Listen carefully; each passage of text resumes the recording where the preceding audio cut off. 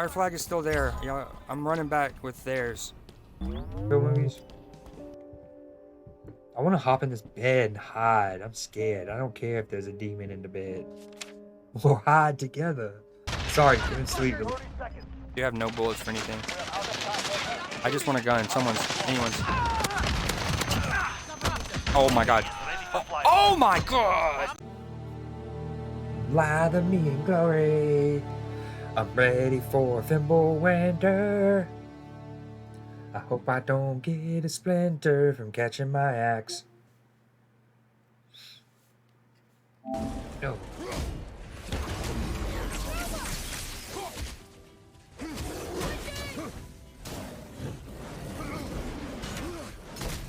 Oh, they're lined up nice. Oh, go. Ah, I wanted to send them more flying.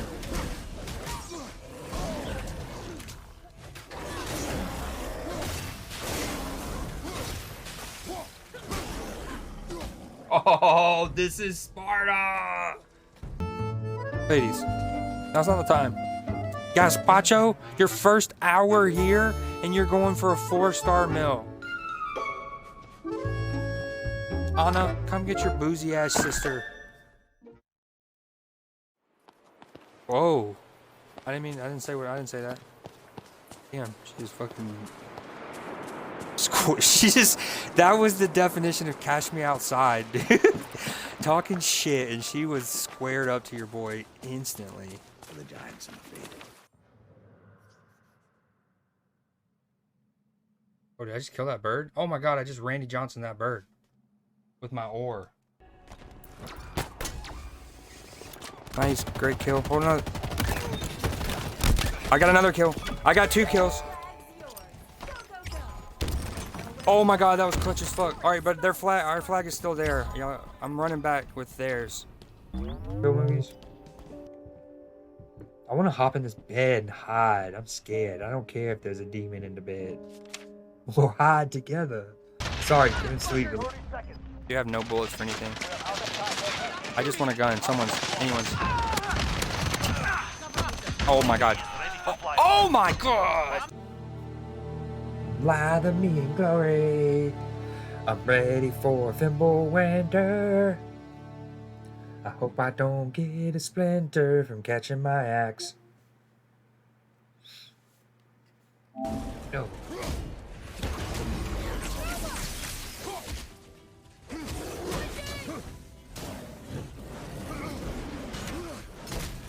Oh, they're lined up nice.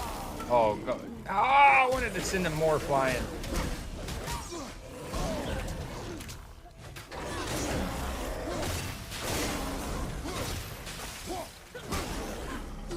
Oh, this is Sparta! Ladies, now's not the time. Gazpacho, your first hour here, and you're going for a 4-star meal. Anna, come get your boozy ass sister.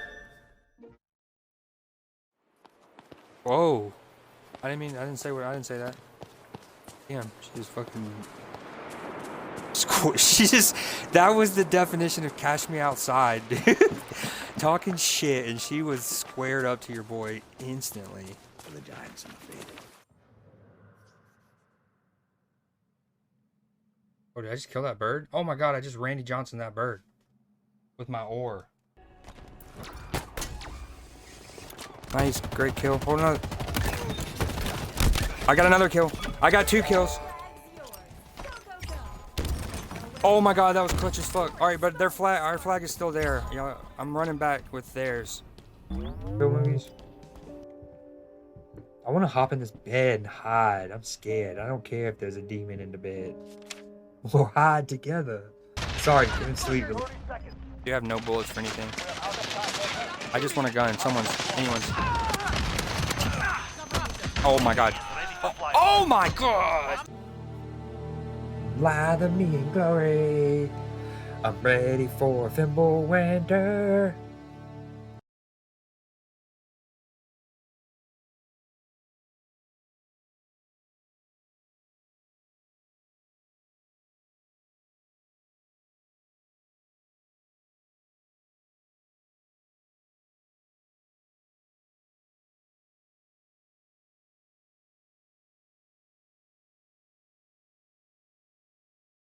Yo, what it do, what it do? What up, PB, BD, Leafy, ZD, Blue Jay? I couldn't do that one. I tried.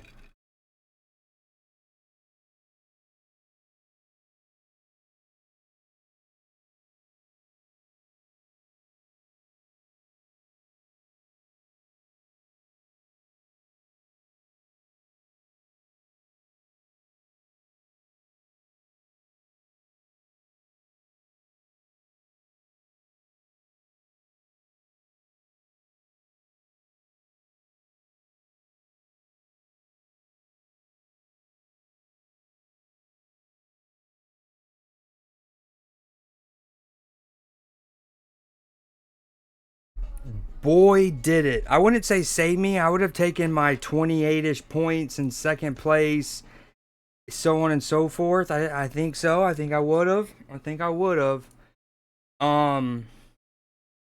But it must be said,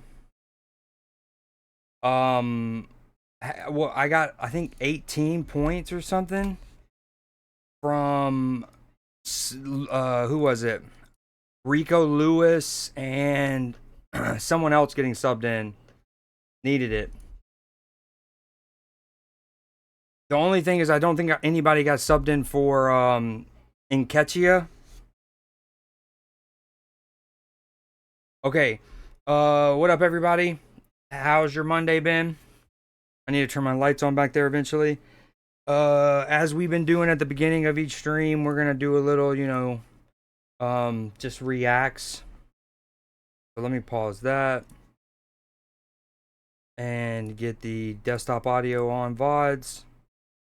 Your suggestion, we're going to be talking about 5 edutainment video game franchises, where they started and where they are now. If you grew up in the 90s and had a personal computer in your house, you more than likely interacted with at least one of these. I, however, interacted with all 5. My parents were very big on the edutainment boom of that time. What's the one I have the most fond memories of? My number 5, Jumpstart. A whole tray of peas. Thank you.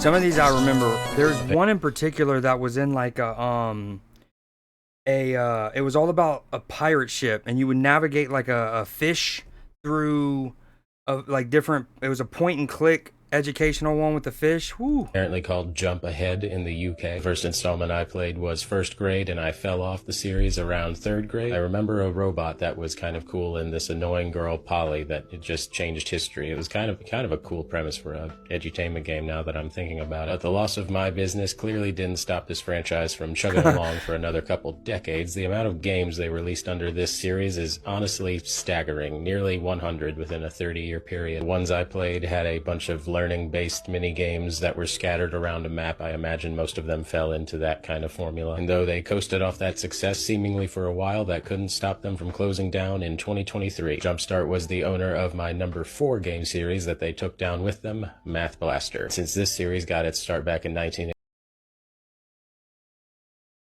How's the audio, by the way? its legacy coming to an end is almost a little more sad. Got started on the Apple II and made its way all the way up to the iPad. That's kind of it's kind of awesome. Nothing to sneeze at. Math Blaster, like many edutainment Oh, I love this one. series, follow I do remember the this one minigame vividly. collection that's also helping you learn kind of approach, except on occasion this one let you blast stuff with a spaceship. At number 3 we have Reader Rabbit. I had almost forgotten that I even played this growing up until the person who I like how he's just holding a dinosaur time book as his mic. did this list idea. They brought it up, and I was like, oh my goodness, I have played this. You gotta save like a circus or something, and then there's like there's 3 different tickets. How did I forget all? I remember that branding, that logo, and maybe that too. I don't know this game though. Remember it so suddenly. The difference between our last 2 entries is that Reader Rabbit is still apparently going strong today. I mean, they're going strong because they've been sold between a bunch of companies, including Mattel, who had to do it to avoid bankruptcy. In 2019, they seem to have done the late 2010s reboot art style kind of thing, so I have no idea what that's about. Reader Rabbit also apparently has their own attraction at a zoo in Sweden. That's wicked. which, neat. And number two, No, which neat. we have Gus Goes to Cybertown. And yeah, Gus had like a few games between 1993 and 1996 and then just kind of disappeared off the face of the earth along with its company. By the time I played the series, it was already in the grave, and there's almost no information out there about the company. Gustown.com.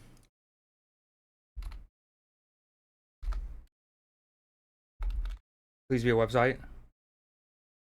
Oh, it leads me to a GoDaddy thing where I can register it as a domain. That No made thanks. it. I'm so glad that game preservation in history is this way. But we're going to end things out with a success at number one because it's Carmen Sandiego. Oh, elite. I personally got my start with this series on Where in Time is Carmen Sandiego. At that time, I had no idea it was part of some legacy American edutainment empire. Whatever platform you can Nintendo picture, GameCube, Carmen The Secret of the Stolen Drums. Sandiego has probably gone there and made a video game about it, if not a show or book or anything else. There was apparently just a game released in 2025 that looks kind of neat, or at least artistically cohesive. I'm not going to play it. It doesn't seem up my street, but Oh, whoa. Carmen Sandiego game? 2025? No way. Oh, wait, I remember seeing this at like Gamescom or Summer Game Fest. Holy, forgot all about it. We're gonna have to pull that up here in a second. still, hey, between her and Reader Rabbit, I'm glad there are at least some edutainment mascots that don't seem to be going anywhere anytime soon. The company that makes Carmen Sandiego was bought by a private equity firm. Okay, it's time for some edutainment about leeches and parasites. That's a great way to end it. I like that. Okay, let's peep this real quick. Hold Watch on. what magnesium Ignore does this. to your bowels. If you have to wipe more than 4 times after you...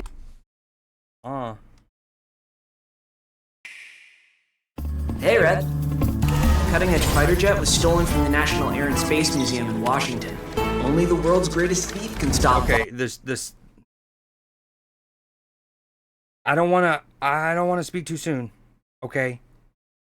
Two things that it channels though immediately. One is one thing it channels because of two reasons: the music and the kind of cell-shaded nature makes me think of Sly Cooper. I don't want to speak too soon though because that could be blasphemous. Ooh, Sly Cooper versus Carmen Sandiego. Can he get away with the ultimate caper? For the first time in history, you get to play as Carmen Sandiego. Track thieves as you travel around the world. This is kind of solid. Use state-of-the-art gadgets and gear. What? Oh my god. Yo, that's so cool. Use all of your skills to outsmart vile operatives. Where in the world is Gather intel. she?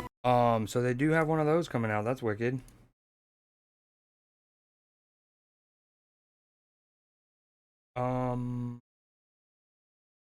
Oop. Yo, this one's real cool. So, basically a dad and a daughter had a little bet. Okay, only time all of dad's previous injuries suddenly disappear. Just made a bet with my daughter. If she wins, she's allowed to have a boyfriend in high school. On your mark, get set, go! He remembered everything he did in high school. Ghost started chasing him. It's like a sale. It's like a sale. That's funny. Not today. Okay, speaking of dads interacting with their kids in wholesome ways, this is a dad and a son pranking kind of. Oh. Oh crap. What do you... Can I help you? No. He's like frozen. What are you doing here? I'm really sorry. I was going to ding dong ditch you guys. I'm super sorry. Did your dad know what you're out here doing? He goes, I was gonna ding dong ditch you guys. I'm sorry. She goes, does your dad know you're out here doing this? I will call him right now. Yeah, he does know. I doubt that. What's the hold I doubt that. What's the holdup? I've been caught! Whoa. Is that your dad? Yeah. He goes ding-dong ditching with you? Yeah, he says it's a core childhood memory and he wants to be a part of it. That's so dope.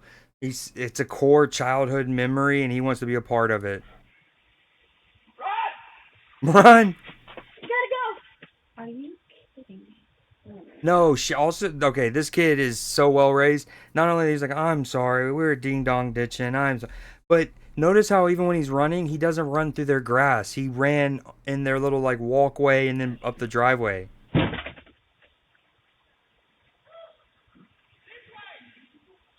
This way.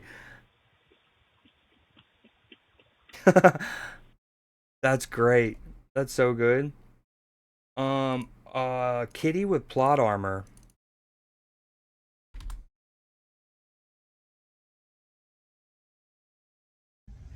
Kitten almost eaten by hawk. Oh! Dude, that hawk's like, what kind of magic sorcery is this?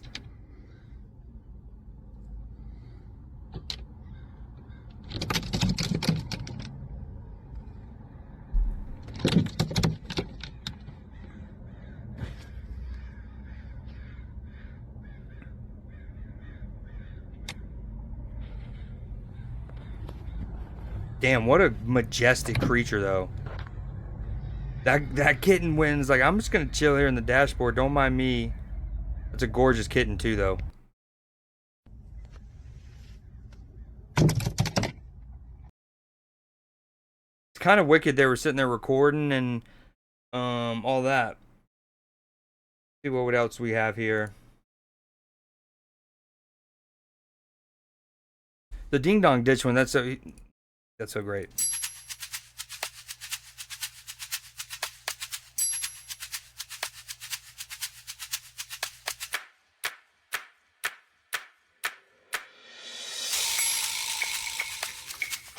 Just like flicking his ear almost. You can't be bothered, it looks like.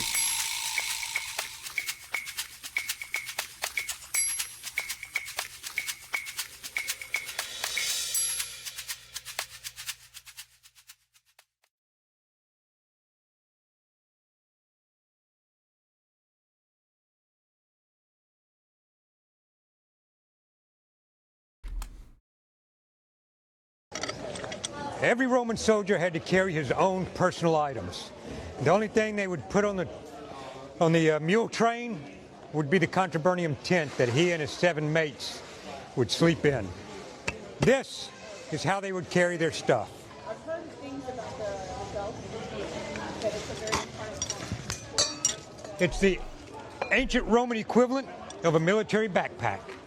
What I have on mine, start with the utriculus.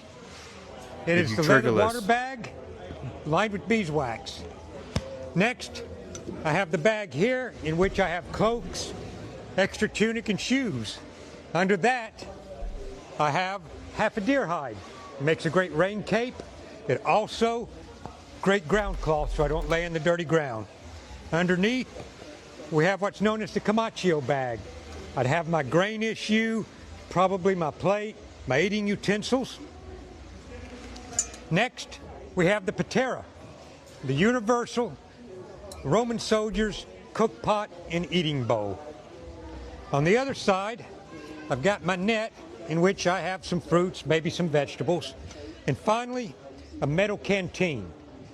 I don't use it for water, I use it for olive oil. Olive oil, universal solvent, illumination at night for your oil lamp, great for keeping the rust off of your weapons and armor, and also oil was used to help cleanse the body. They'd put a light coat on and scrape it off to get the sweat and the dirt. And of course, every Roman soldier was also a construction engineer, and each one was expected to carry. Oh, that's wicked how it's like lined up tool. with the. For mine, I have the Delabra. Modern thing would be a pickaxe. So that's how the soldiers were expected to carry their items. We know this is how they looked because on Trajan's column, in many of the victory arches in Rome. We see depictions of these and how they would carry them in march formation. We see on Trajan's column in numerous places that is how the soldiers would carry their items. And they became known as Marius's mules, and that's how they did it. That's dope. This comment says, old guys with very specific knowledge are the backbone of human historical preservation. So true. There is a secret skate park in South Carolina in the forest.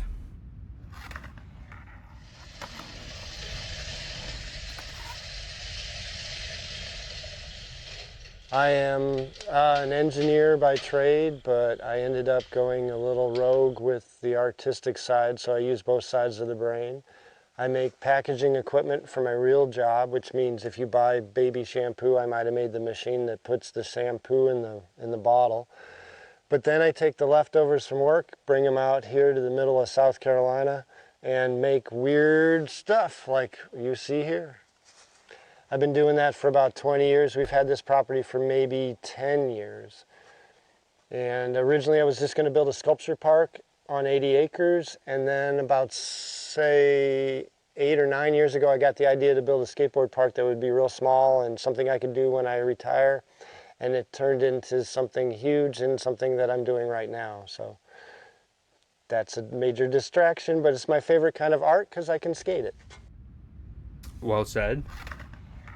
Okay, this is kind of dope. And I started really at this end. I just had this idea that I would create kind of a mogul to a quarter pipe, and I thought, yeah, that'd be fun. It was sort of based on a park in North Carolina called Aviation Park out near the Outer Banks, where they have this really cool mogul, and then they launch off a little 5-foot quarter, and I thought, I'll do that. What happened was I started making the mogul, and it got taller and taller and taller, and the other end got taller and taller, and I thought, I need to do something smaller as well. So I started off with something that was sort of So, like, making metal art that's also skatable in a secret skate park in South Carolina. Maybe this probably could have been Newsday. like 4 or 5 foot tall, and then I built something that was just like 3 foot tall, and then I thought, I'll go mess around with something 2 foot tall, and then something else 4 foot tall. Before I know it, it became this park that was probably the biggest one-person project ever in concrete, you know.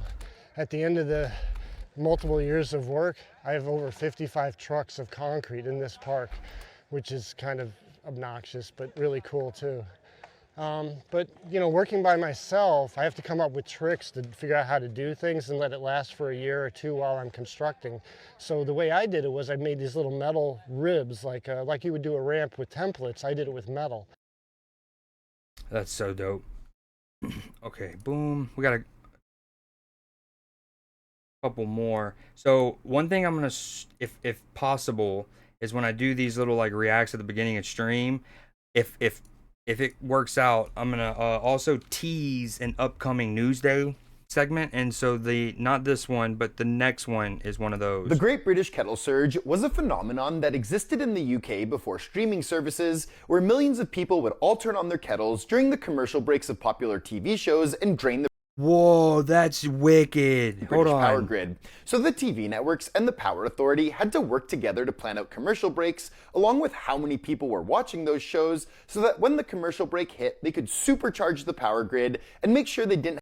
Wow, like, so in the 80s, obviously, nowadays, this wouldn't be as practical because there's people are watching things on Netflix at their own time and their own pace and stuff like that. But, you know, in the 80s, the show Dallas is on or something like that. Everyone's tuning in at the same time on this one channel, and because you probably only had like 4 to 6. During commercial breaks, everyone would go to like turn their kettles on at the same time, and it would drain the power grid. Have a countrywide power outage during tea time. The National Balancing Engineer was in charge of this surge. He would sit in a control room with a map of all the high-powered electrical connections across the UK and would watch TV waiting for the commercial breaks.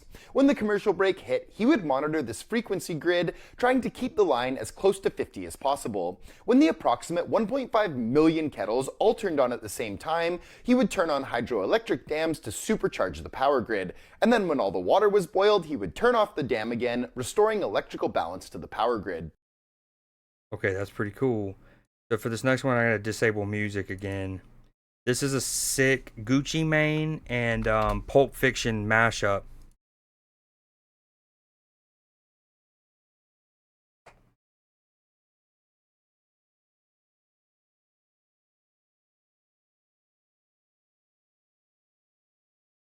It works really well. Briefly for the VOD for a split second. Then you get a number. Bring in the front seat of the Hummer. Dude, it works so well. Okay. This next one probably could have been a news day as well, but whatever. The Kid Band. This Kid Band gave the Eagles a youth revival with a slick cover.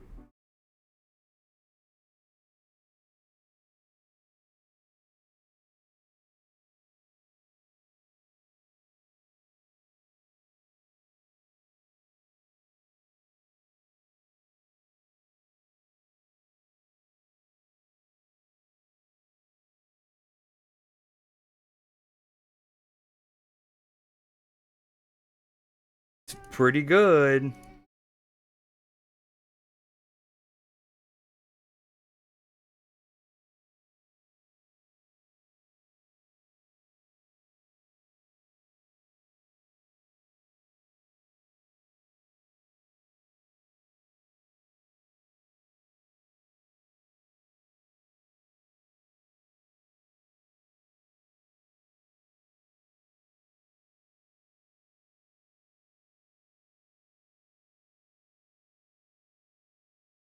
Actually, super good.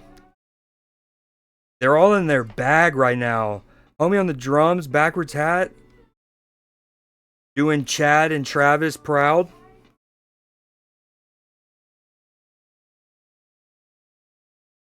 I'll do a brief unmuting of this.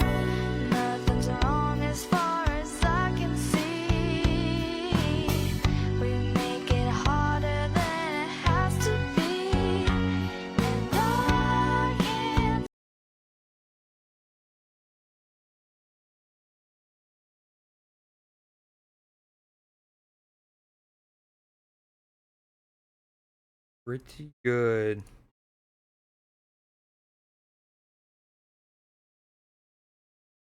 Okay, the next one is Quavo and Diplo, Quaplo, at Backstreet Boys. Quavo and I are the next two members of the Backstreet Boys.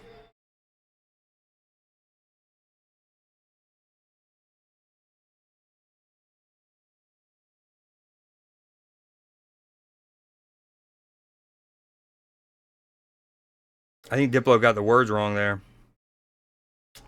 Yo, this is trippy. The Sphere is wicked. If you've seen Superman, this also reminds me of something in Superman.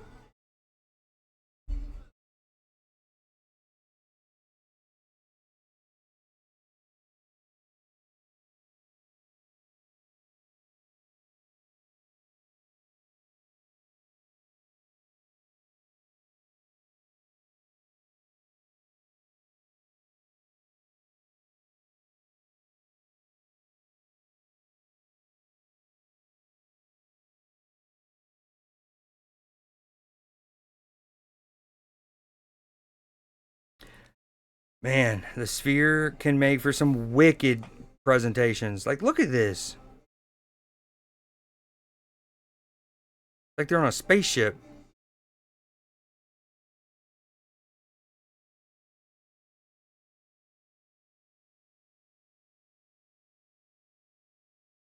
Quavo's still there, rocking out.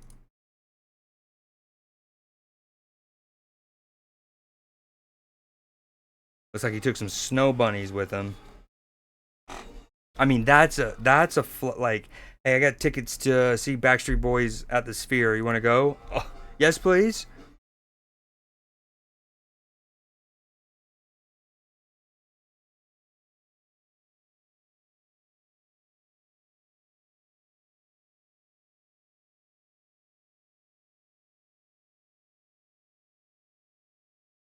All right, we got an ad starting in 20 seconds, which is a pretty good timing, to be honest.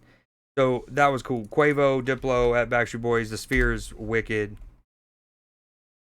A Brunswick angler reeled in a 400-pound Goliath grouper right off the beach at St. Simon's. He caught it, released it, and walked away with one heck of a fish story.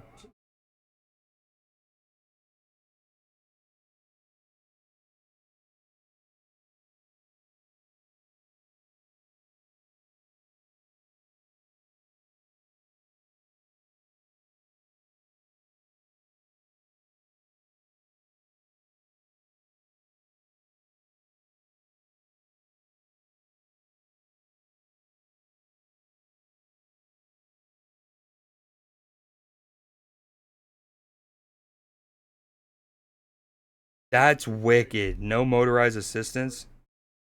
I mean, does that not include some high-end fishing poles have a wicked reeler? Spooler? Spool.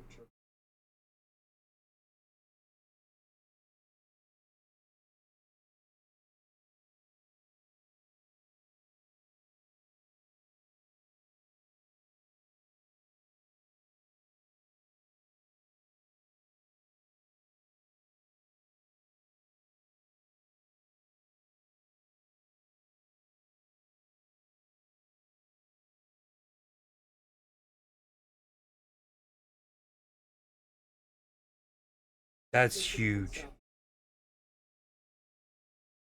Okay, this next is a preview for a news day tomorrow.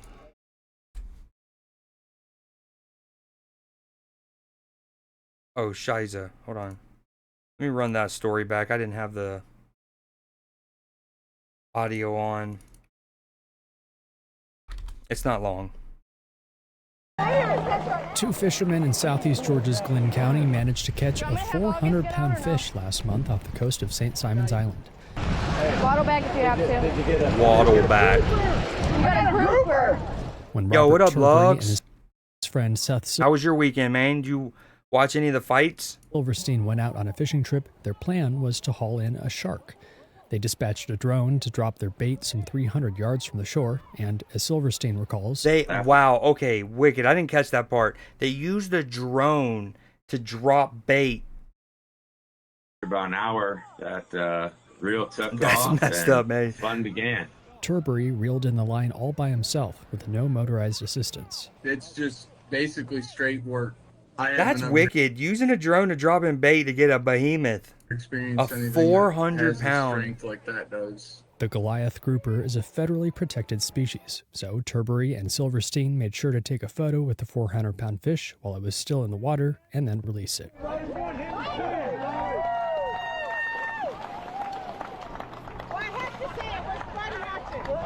That thing is huge.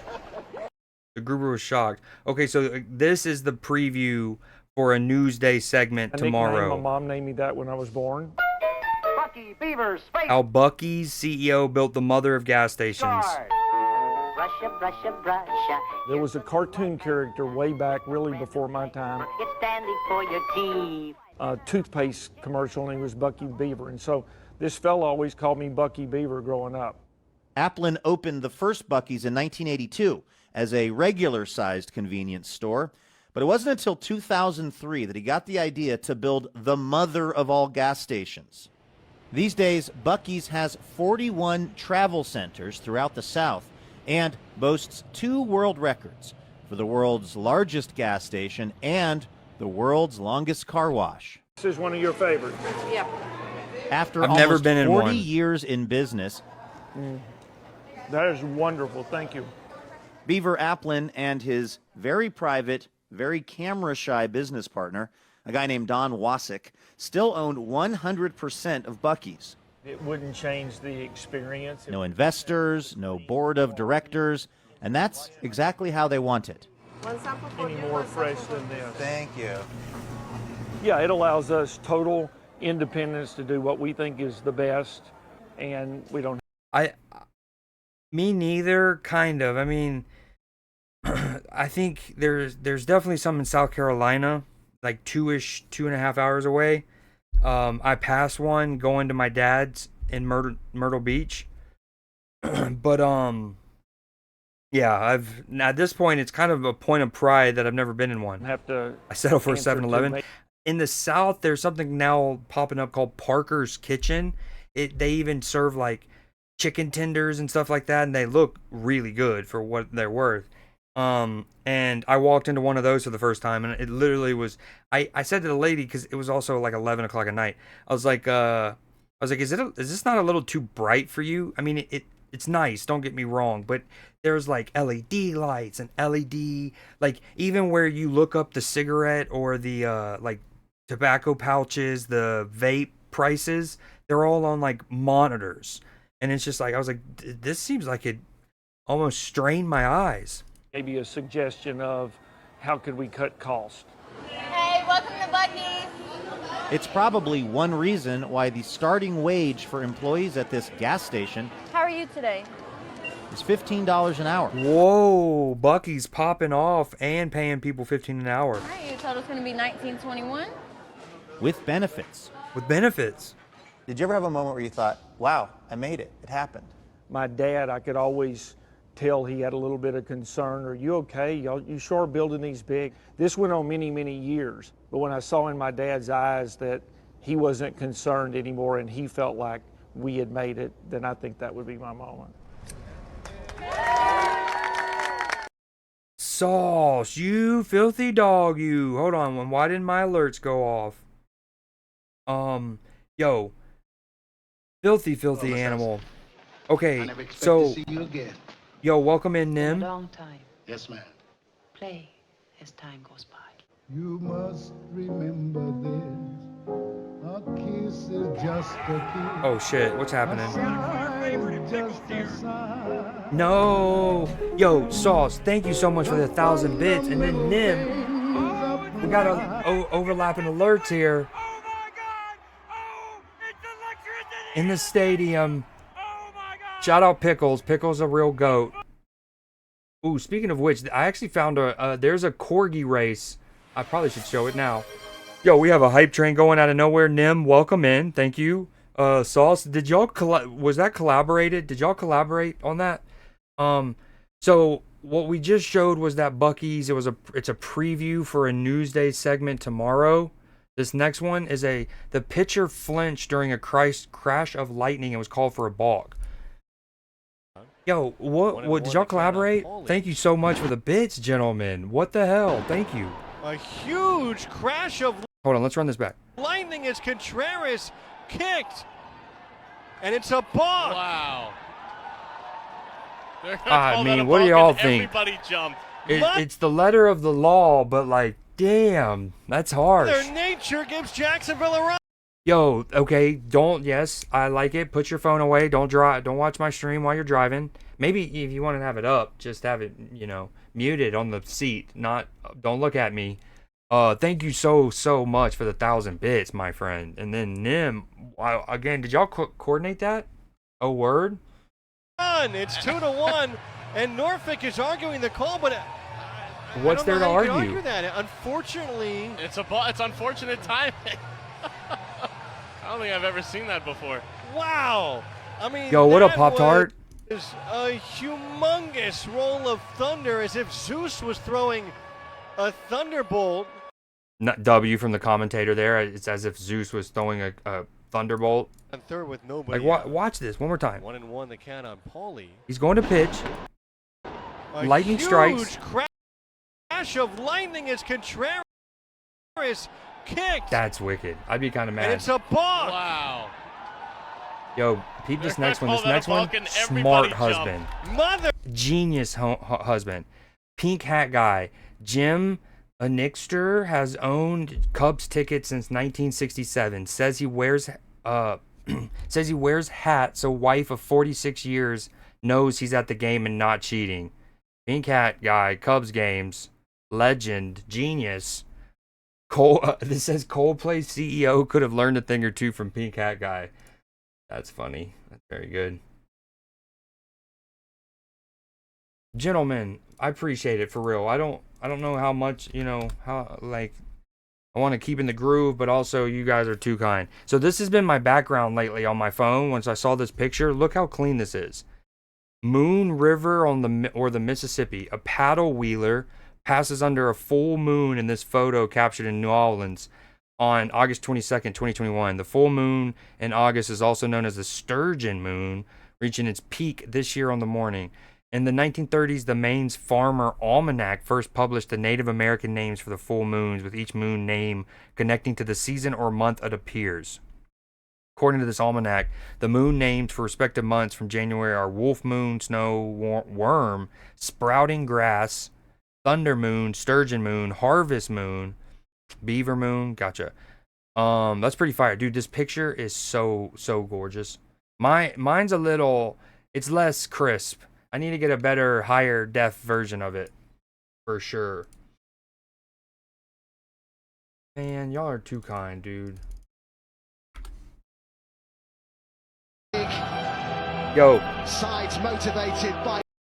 Look at, so this post is from when Ozzy passed, but this was from a game like last year or something like that. Ozzy Osbourne was connected to Aston Villa. I guess he was a fan as much as he was a fan of football, I guess. And look at that tifo. Someone's live note, he said, the moon, as you were reading those? Really? How about that? Are they playing rivals? Ahead of us across the continent in the Champions League.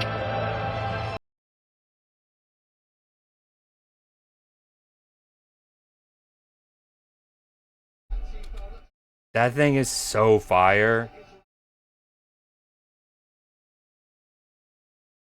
What an elite tifo. I wish PB was still here to see that. He might be. I put my 8-year-old in charge, and this is what he did.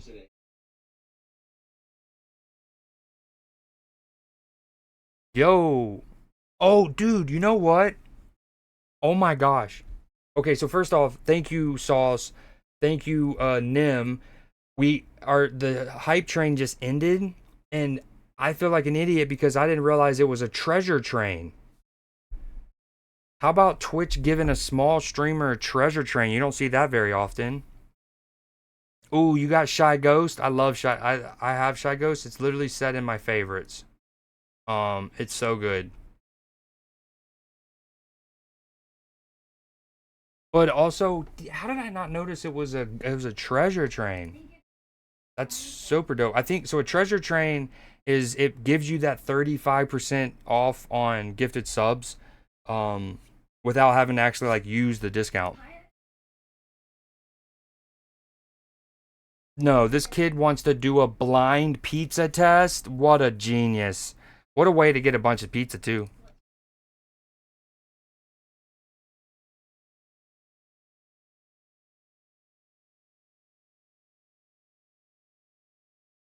This is Papa John's. He knows quality when he tastes it. Olive Garden, perfect score. Little Caesars, and George we trust.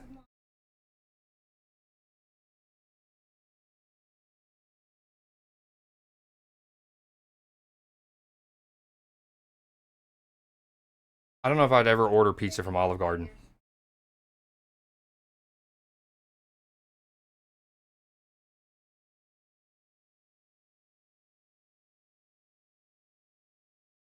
I don't know if this reflects good. Dude, in some of these videos I've shown, the people have randomly had the firest like Big Sky Country t-shirts. I think there's been 2 or 3 Yosemite ones. There's been at least one Yellowstone one. There's been one about the like black the what are they called? The foothills, the Black Hills up there in and around Idaho.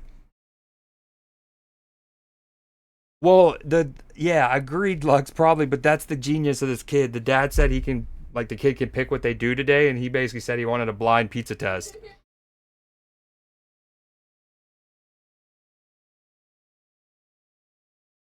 I love how he goes, I don't know if this reflects good or bad on us.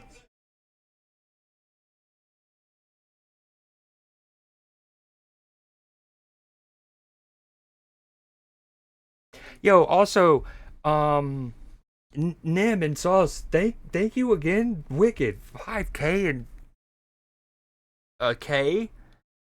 Just juice. I just wanted to play Grounded. You didn't need to give me 5,000 bits.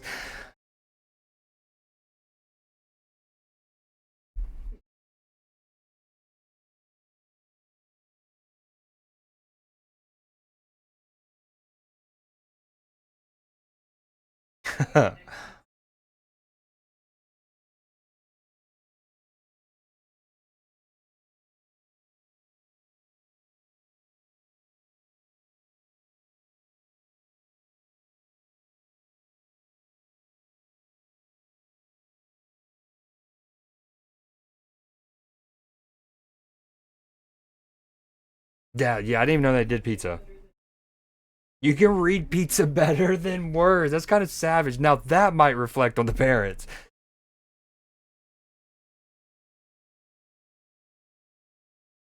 Beautiful. All right, this will be the last one for this little react session, and then we gaming. Yo, Lux, I've been on a tear lately on CR ladder. I think I won like 13 out of my last 15 or something. Oh, I've already shown this one, but here we go. We'll show it again, and then we're gonna do one more. That'll be the last one. Some small birds were having a real hoot at one owl's expense, repeatedly dive bombing the patient bird of prey.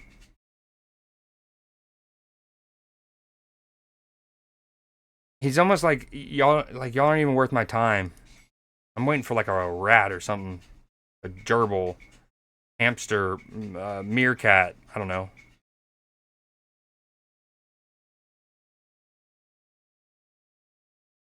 Okay, this will be the last, and then I kind of want to show. Hold on, I think I showed this before, but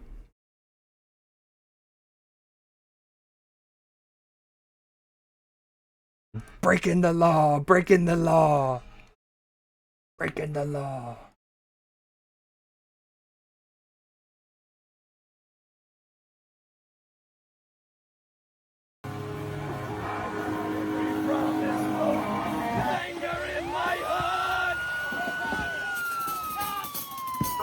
I'm gonna need backup in an ambulance. These guys are too sick. These guys are too sick. What does that say?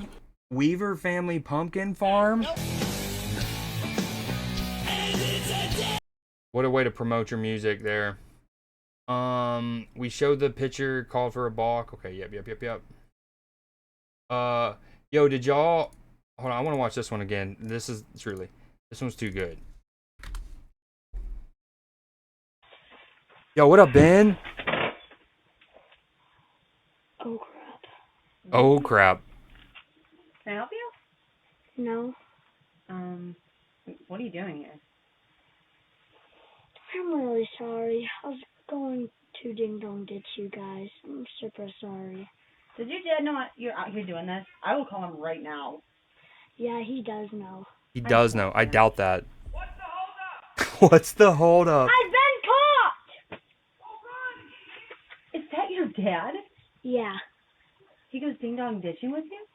Yeah, he says it's a core childhood memory and he wants to be a part of it. I mean, you just can't be mad as a bystander watching this, or as this woman talking to him at the door. She's like, damn, that's right. And what a way to handle it from the dad. Core childhood memory, and he wants to be a part of it.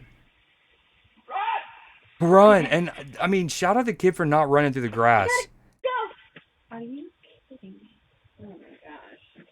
And then he runs the wrong way. Dad goes, this way! And then you see the kid correct himself who had ran left erroneously. It's so good. Oh, I love that. Okay. Little react. Turn music off on VODs, but turn music on. What you up to, Ben? You still in Algeria, mi amigo? Another groupie. Me.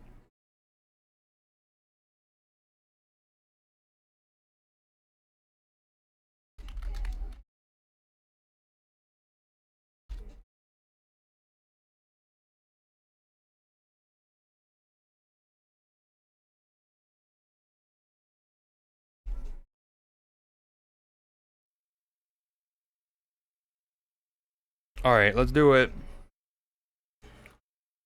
All right, So even if Nim doesn't want to play Grounded yet, I'm gonna play Grounded. I'm gonna catch stream up a little bit on the Grounded progress.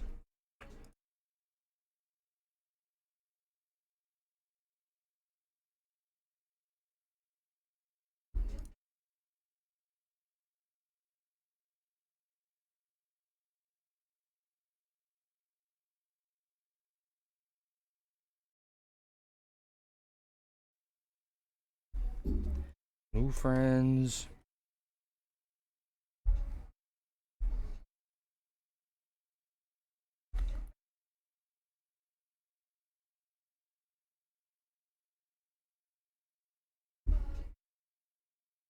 Yo, Lux, you ready for draft in our league? I believe it's next Tuesday. I figure we can do it after Newsday on stream and stuff.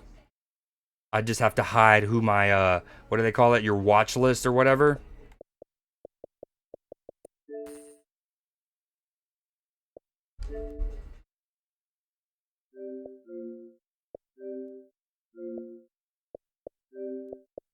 New friends.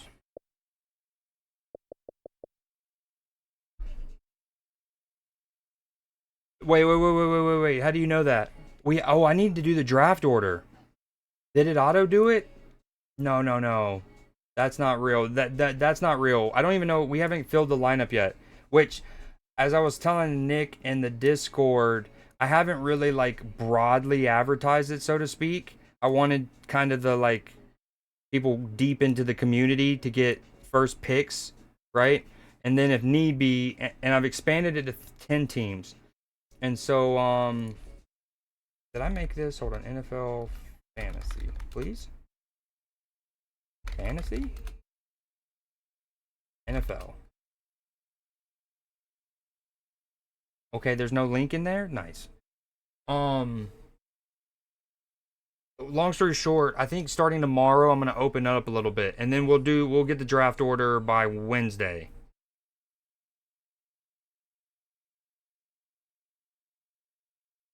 Where do you even see that? Hold on, let's switch to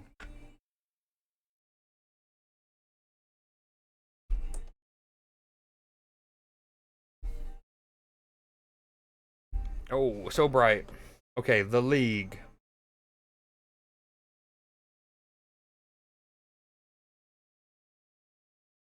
Draft tools. Your league is not full.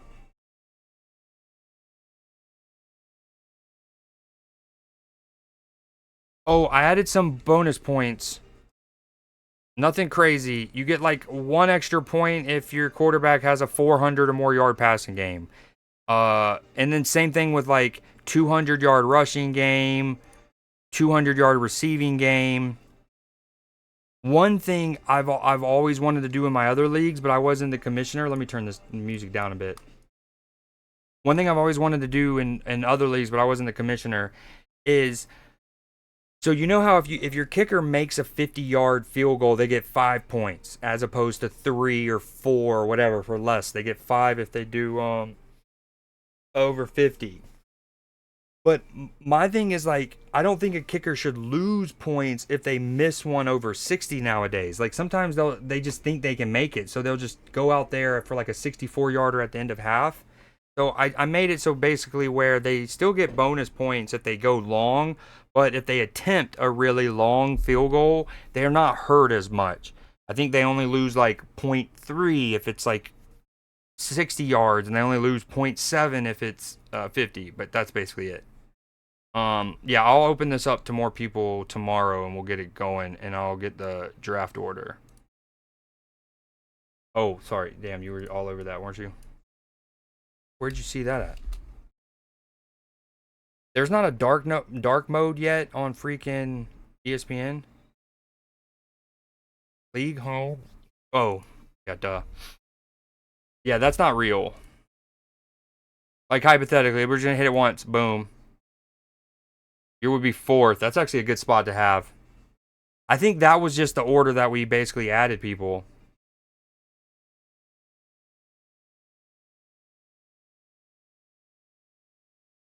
Okay, so this is if we like, for example, we're gonna lock this in just because this was randomized as you just saw, and then I just drug Nick up.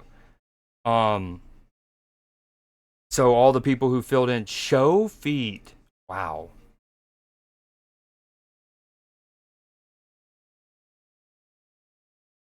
Yeah, I need to add more people. Get some more people in it, but we can do that easy. Okay, back to gaming. We're in the grounded category, right? Okay, boom. Dude, this is our base coming along nicely.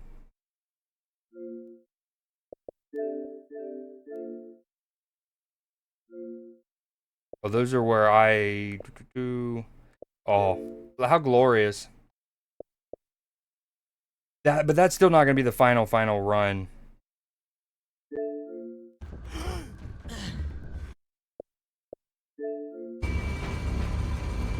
Man, this is loud.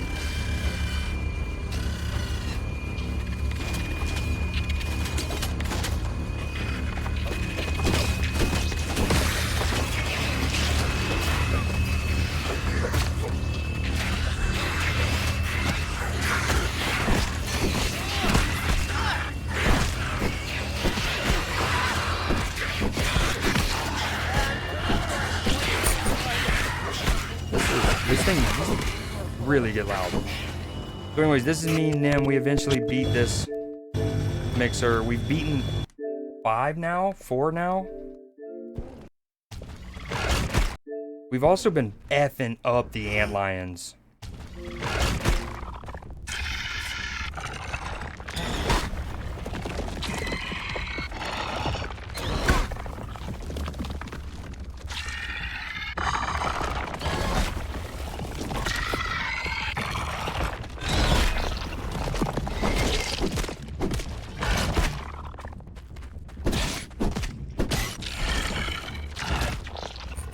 Really good.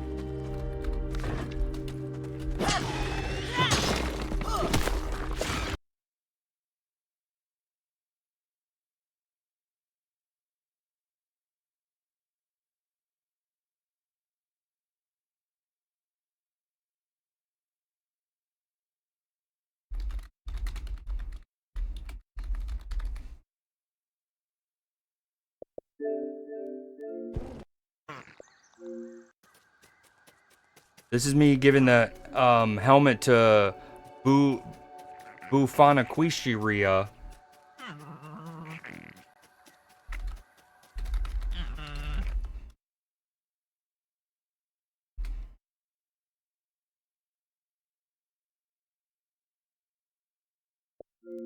Sandbad stuff. This is us doing another mixer. This is us doing this one. This one was actually easy. Once we started to build the mushroom walls, that obviously took it to another level. Yo, what up, Leafy? Welcome back to chat. I need to get a charger for my phone.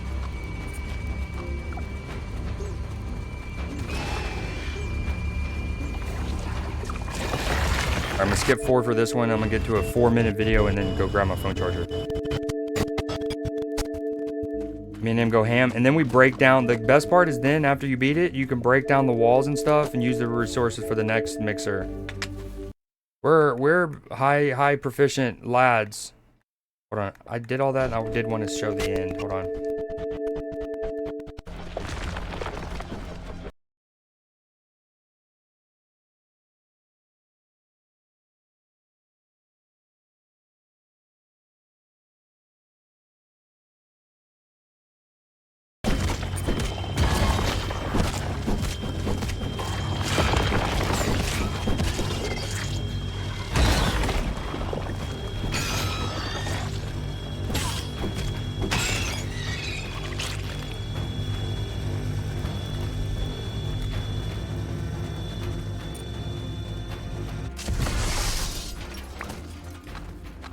Yo, after UFC Fight Night on Saturday, a night in which I think I went 8-1 on predictions on fights.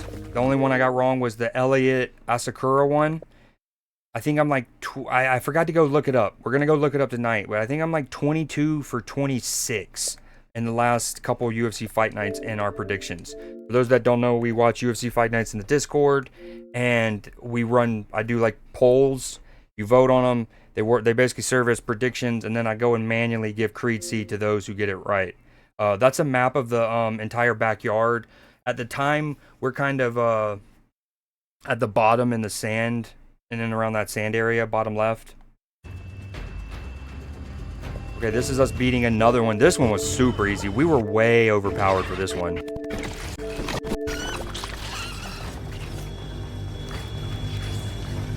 I vote 1 million. Gotta finish my lab in a minute, but too lazy to get off the couch. How much seed does first place get in the fantasy? Ooh, probably, it would be a lot. Well, I know, here's the thing. I think I mean, the plan was to give a little gift card, right? So maybe no Creed seed, but if I didn't do a Creed, okay, if I don't do any gift card or anything, any like monetary value, then I'll do at least 500,000 Creed seed probably. Would I fight a nun for $1 million? If it was a male nun, yeah. I know that's probably like not, I don't know, that's probably the part of the question, but if it was a woman, no.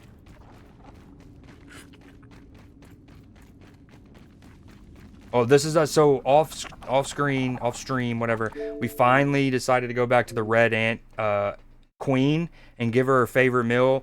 We could have done this a long time ago, but we were kind of waiting to see, you know, we wanted to wait it out. I eventually looked up what happens depending on what you give her. You can either give her like a poison sandwich, a tasty sandwich, or an infected sandwich.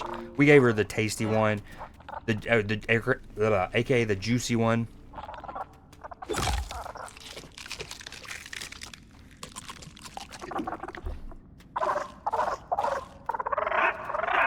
Yeah. We definitely need the pheromones. New pet, baby ant, baby.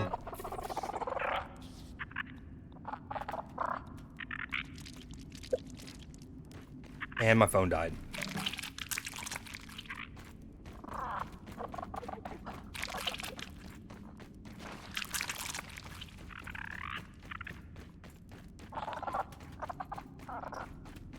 You see me picking those up, Nim? You see me picking those up? Remember what happened shortly after? You're like, oh look, there's eggs and stuff. But I was glad that they respawned apparently quickly for you. Yo, Bang, what up, dude? I appreciate the bits. Thank you so much for the 20 bits. Y'all are popping off today. That's like 6,020 bits. Yo, I'm doing real good. We started the stream with a little react section as we've been doing. Some real cool stories in there, and now I'm just showing stream some of the things that me and Nim did in Grounded off stream. We've been in the Discord hanging out, playing Grounded the last week or so, and so I'm just kind of getting stream caught up on some of these more major stuff we've done. What you up to? You going live later today? Yo, I appreciate the bits for real. Did you see Barcelona caught that dub yesterday? Although Hansi Flick wasn't too happy because after y'all got the goals and the other team got a red card, I believe, he thought y'all took the foot off the gas and whatnot. Get you home. Processing. Of course. Toenails. Have you ever played the first one? Impractical spatulas at the end of human digits. Well, have fun So, those. yeah, hold on. And the final ingredient is...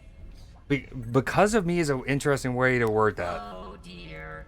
Oh dear, oh dear, oh dear.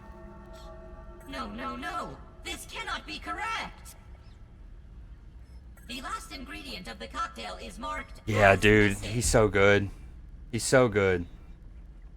I am not sure what to tell you. Dr. Wendell Tully purposefully wiped the last ingredient from my memory. Yeah, 2 red cards. I thought so. The secret ingredient Wendell never wanted it to fall into the wrong hands. He did not even trust me with it. The entire recipe is only in Wendell's noggin. And as I said, he has not been around for months. Sigh. So obviously this is me talking to Burgle. Me and Nim after getting some super chips. This is like lore related stuff. Chicken nuggets! Wendell's Scabby! Yo, what up, Doc? Oi, bruv. How's Florida? You getting rain yet? Not that I want you to. The extra memory you provided with the super chips is helping my processing. Sorry, I did not think to track Dr. Tully earlier. Allow me to connect to his Scabby via my handy Every 15 minutes?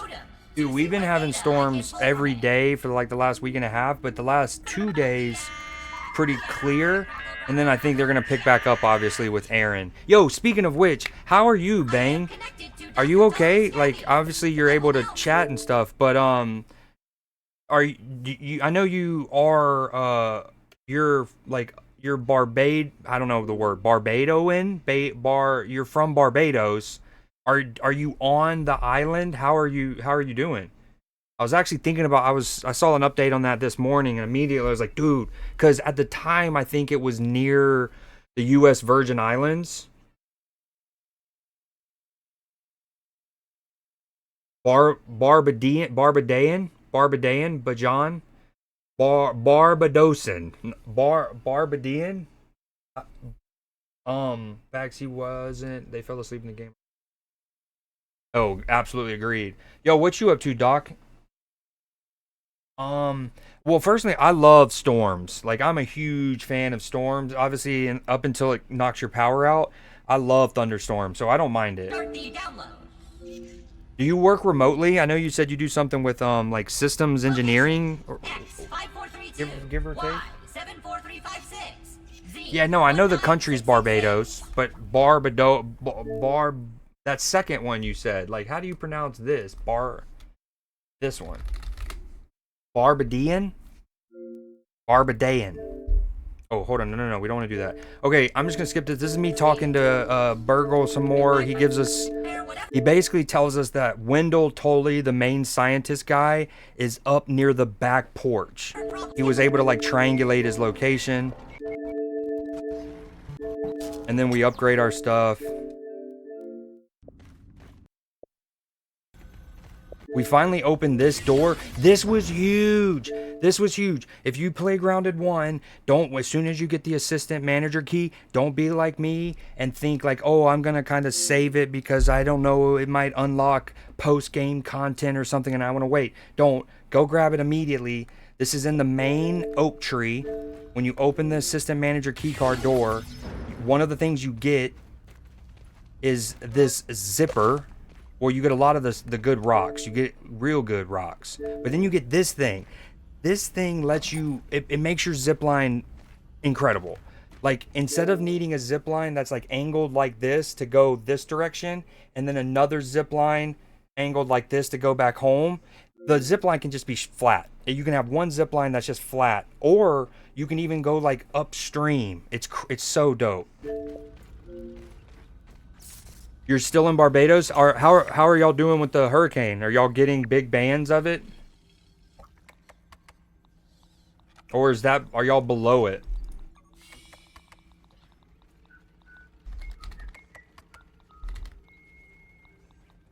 So, alright, this is me just kind of peeping some of the stuff we can now craft. I'm going to delete this. Dude, getting the zipper is huge.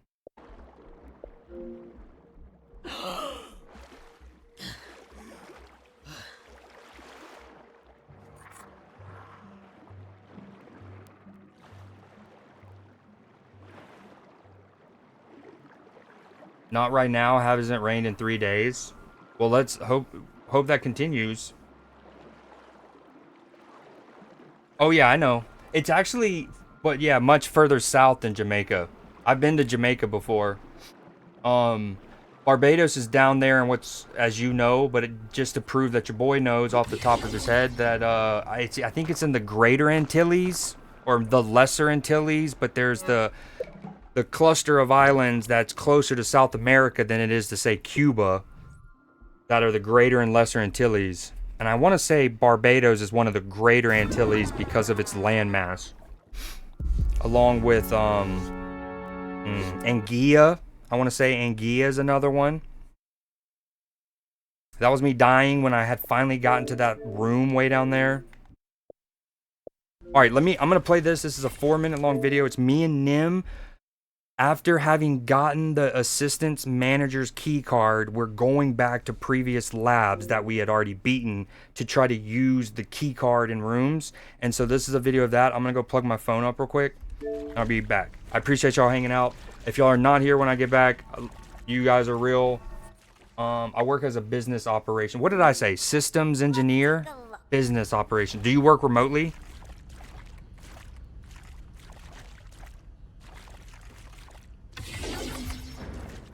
Well, systems engineer and business operations are much different, but I guess in my head I was thinking more of the concept of both of them can be conducive to work, remote work. Okay, sweet. Yeah, hopefully you stay straight, Bang. But if you're still in Barbados, I want to say the hurricane's above you enough, and it should be continuing to curl upwards. All right, I'll be back ASAP.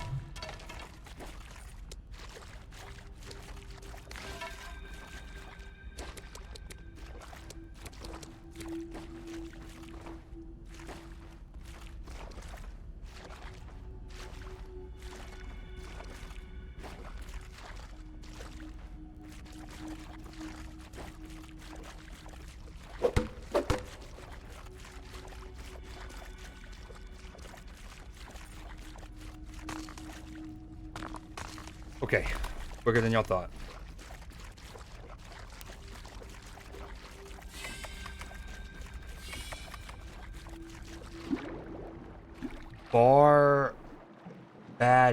Barbadian. Oh, that makes so much more sense, and that sounds so much cleaner than Barbadian. Barbadian. Barbadian.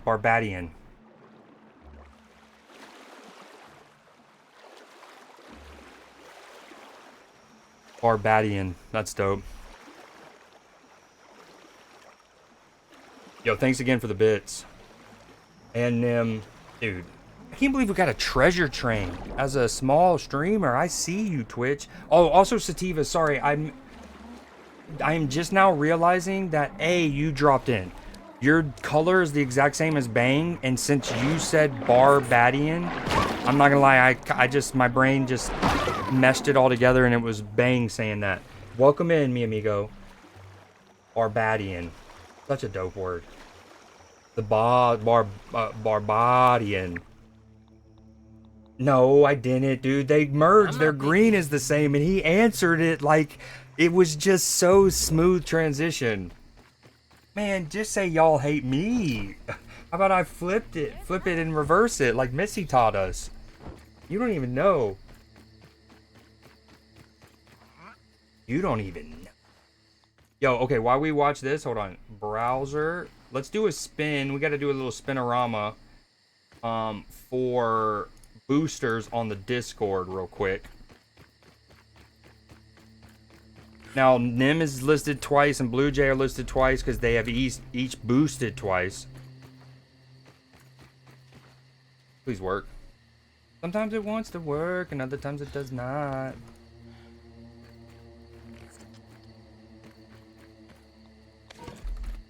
What are you up to right now, Sativa?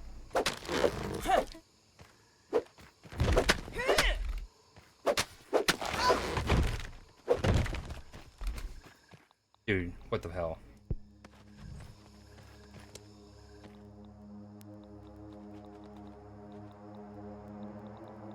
Okay, so this is me and him.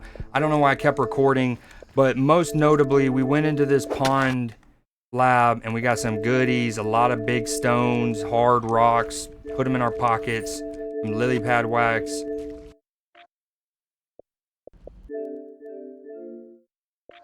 And then this is me and Nim playing around with the new zipper. Pause. But like, it makes it so much more convenient, the fact that you can just go in either direction and whatnot. This is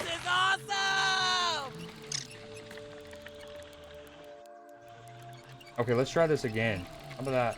How about that? And then this. Yes.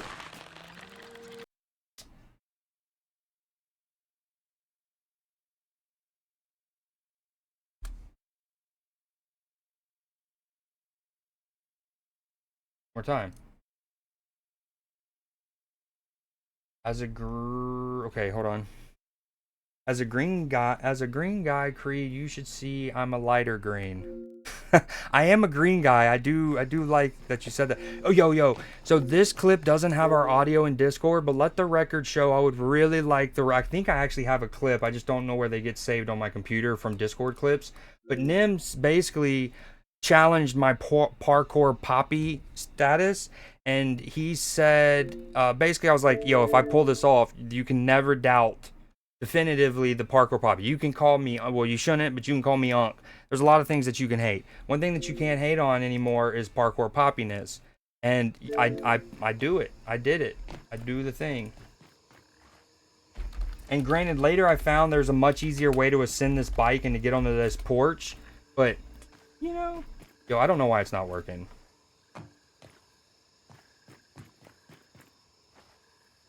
There it is.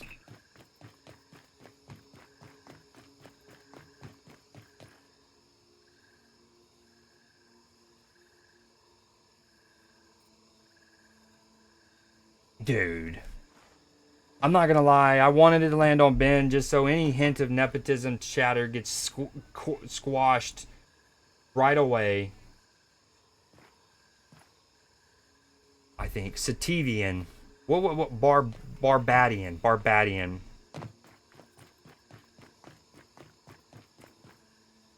I won't touch your zipper. Have a great stream, champ. Alright, later, Doc. Sorry, I'm just seeing this. So I do ascend the bike because I'm a beast. No evidence was said. Wicked. Wicked.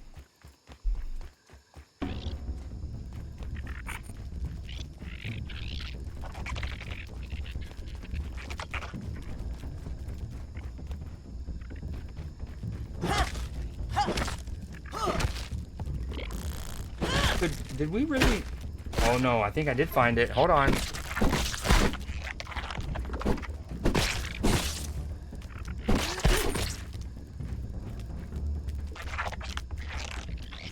I do have to go touch grass for a minute, but I'll be back. Alright, sounds good. I'm about to do the same. Oh, hold on. Oh, shit. Alright, I'm going to start that over. I'm going to take my own quick... No. Hold on. Before we do this, we got to get the video. The evidence is... We have it. And then it's incriminating. Let me tell you. It's incriminating. Listen to Nim here, I think. Actually, I should probably vet this. Hold on. Wait. Nope. Okay, these are... Here it is. Discord clip. Y'all heard that right. The real parkour poppy.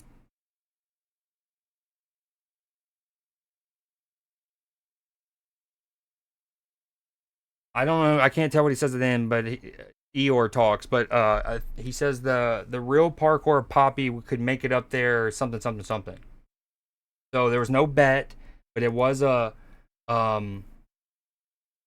challenge, a declaration that if I do it, I am the real parkour poppy. And then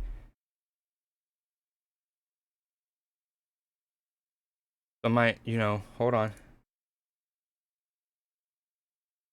And we've already seen the clips of me at the top side of the bike. So after I pull that off, we hit a little...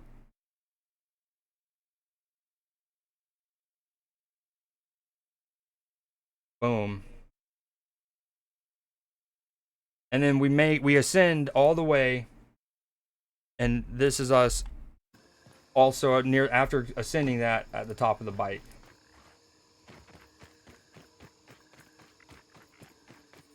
The detail in this game is so dope. Alright, I'll be back ASAP. Everyone use this moment to go get yourself some water.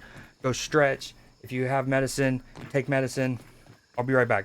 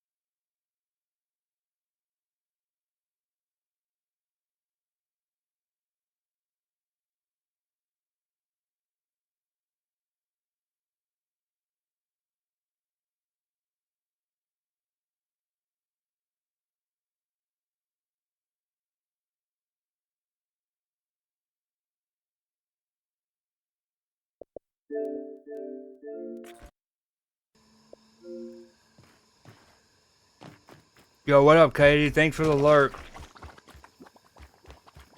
Wait, what'd I miss? I got Skittles. Here's Leafy. Hold my popcorn. That digs on me. What?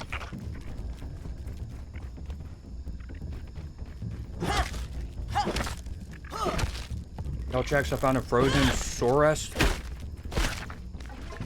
Is that a type of cat?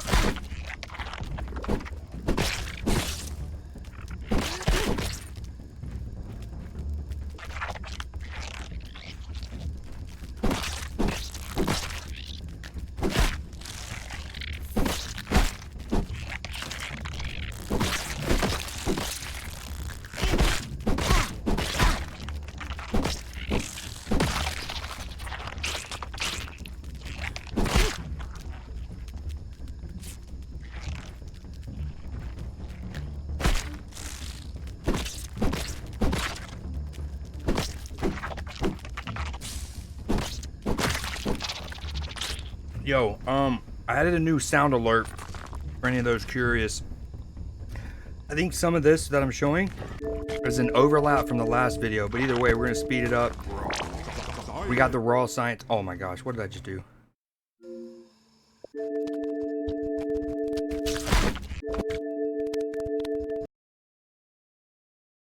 All right, we got the mints. There was no molar. No. Nim found the abandoned gardening glove.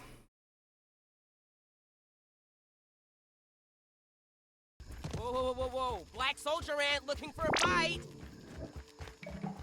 Raw science.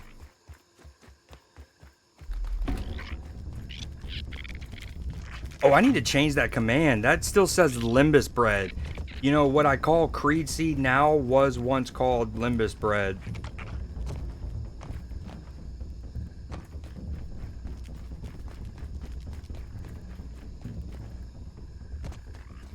Shout out Lord of the Rings.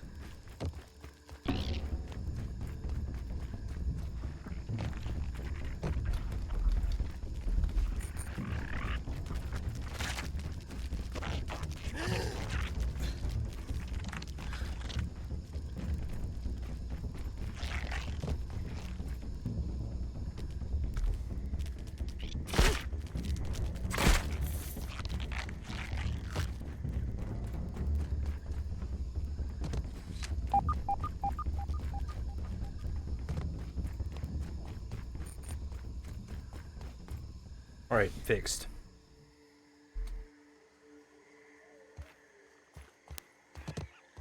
And this is me and Nim reconnecting. He kind of went up the left side once you get up to this plateau in the backyard, and I obviously started on the bike and ran along the porch. And again, Wendell is supposedly right around here, according to what Burgle was telling us. And then this is me and Nim really fighting termites for the first time, which was a huge resource we needed to get. It lets you make, I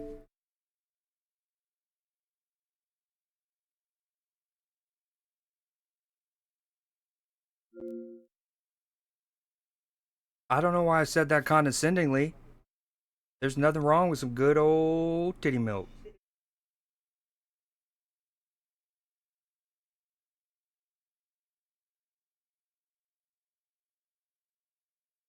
There's also a corresponding clip with that soundbite. I just don't know what the command is for it. So, in order to make the tier 3 axe, you need termite parts. Me and Nim had never killed them, but this is up.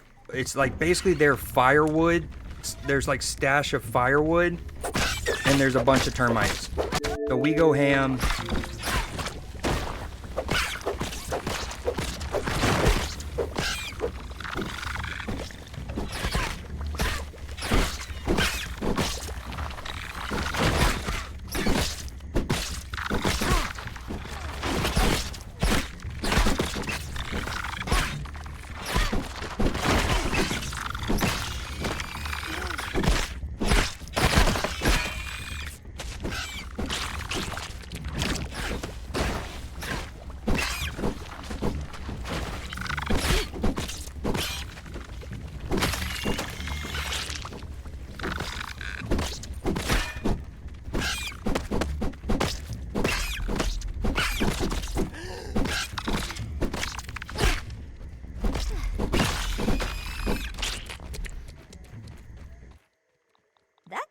really good.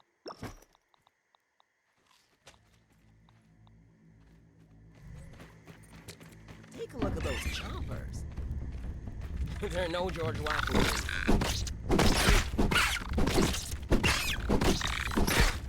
All right, me and him going ham on termites, sharing the resources, sharing each other's loads. Me making sure we get enough.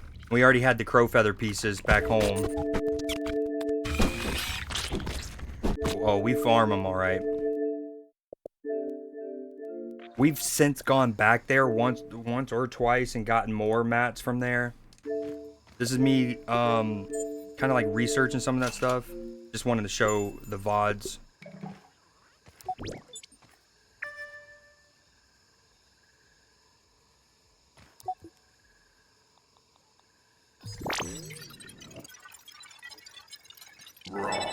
Science.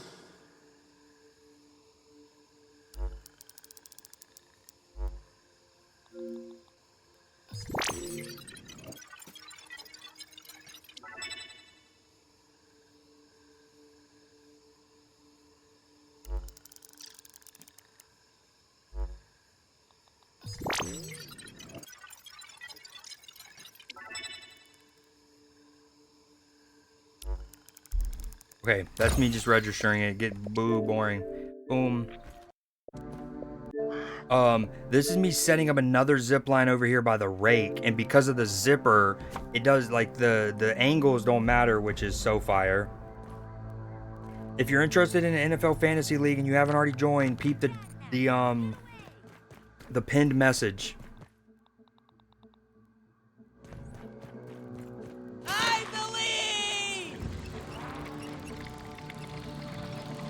Yo, Nim, I'm gonna just show these footage and then play, and I guess just run around and get mats. Whenever you're down to play, just let me know in chat / hop in the Discord.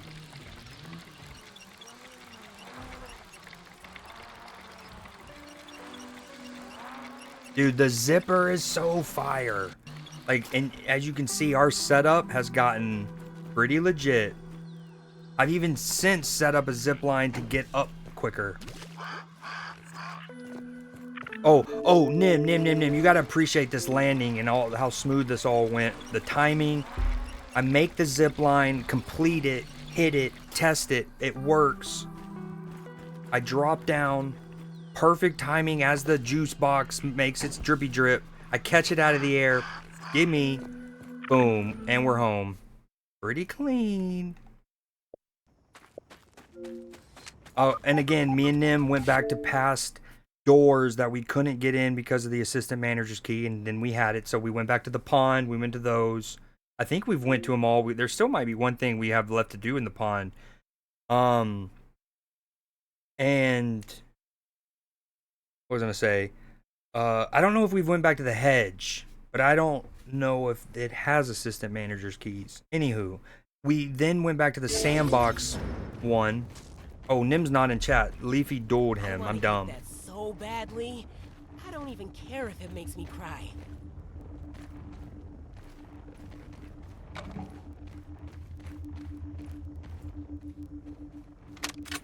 I cannot bear to look upon myself any longer. I've become a monster. Inhuman, less than the insects that are my only companions. I've become old, well before my years. A shrunken husk of a man. Wait, Leafy, say deny. Deny that. Shriek, doomed to the executioner's axe. Trudy was right all along, as she always is. And what remains? I'm a failure as a scientist, as a husband, and as a father. Except this one. I have no choice but to remain here. Wait, it says for 0 Creed seed. In the backyard. Oh, I did it in the wrong order. I've diverted my remaining strength and will into finding a cure for this malady. This raisinification, if you will. This is a huge lore dump. Now, all other research initiatives must be placed on hold, or it will be too late. It may already be too late. I give up. It is only fitting that I am so small, tiny, minuscule, just like my legacy. Nailed it. First try. So, me and Nim both think that there's a puzzle here to be had. And possibly with the shadows from the sun on one of the... from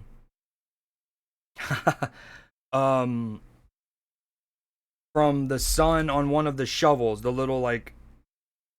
whatever it's called. Yeah, the sandbox shovel. Shadow. But one time Nim said that it lined up, but there was no dig spot in the handle of the shadow. Bam! Alley hoops, bringing the light.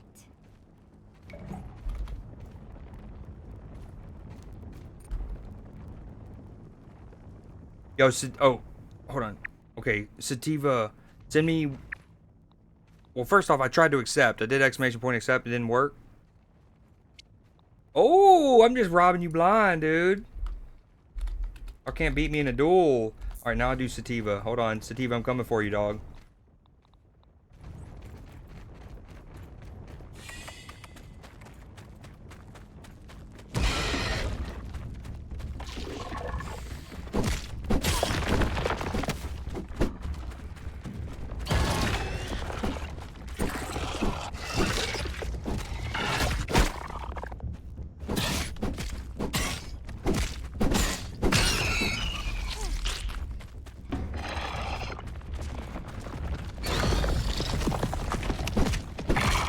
Damn, I just won 700,000.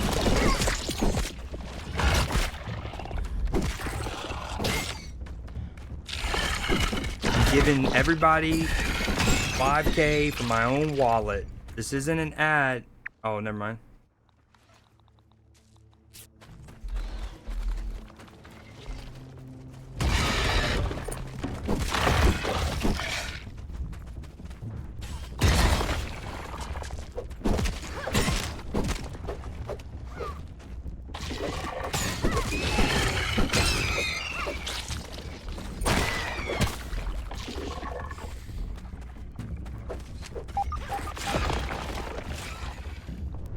So this is me and Nim in deep, right? We go to open the lab door in the sandbox using the assistant manager's key, and then we've been in here for over 4 minutes. And in some of those holes that you go into after killing the antlions.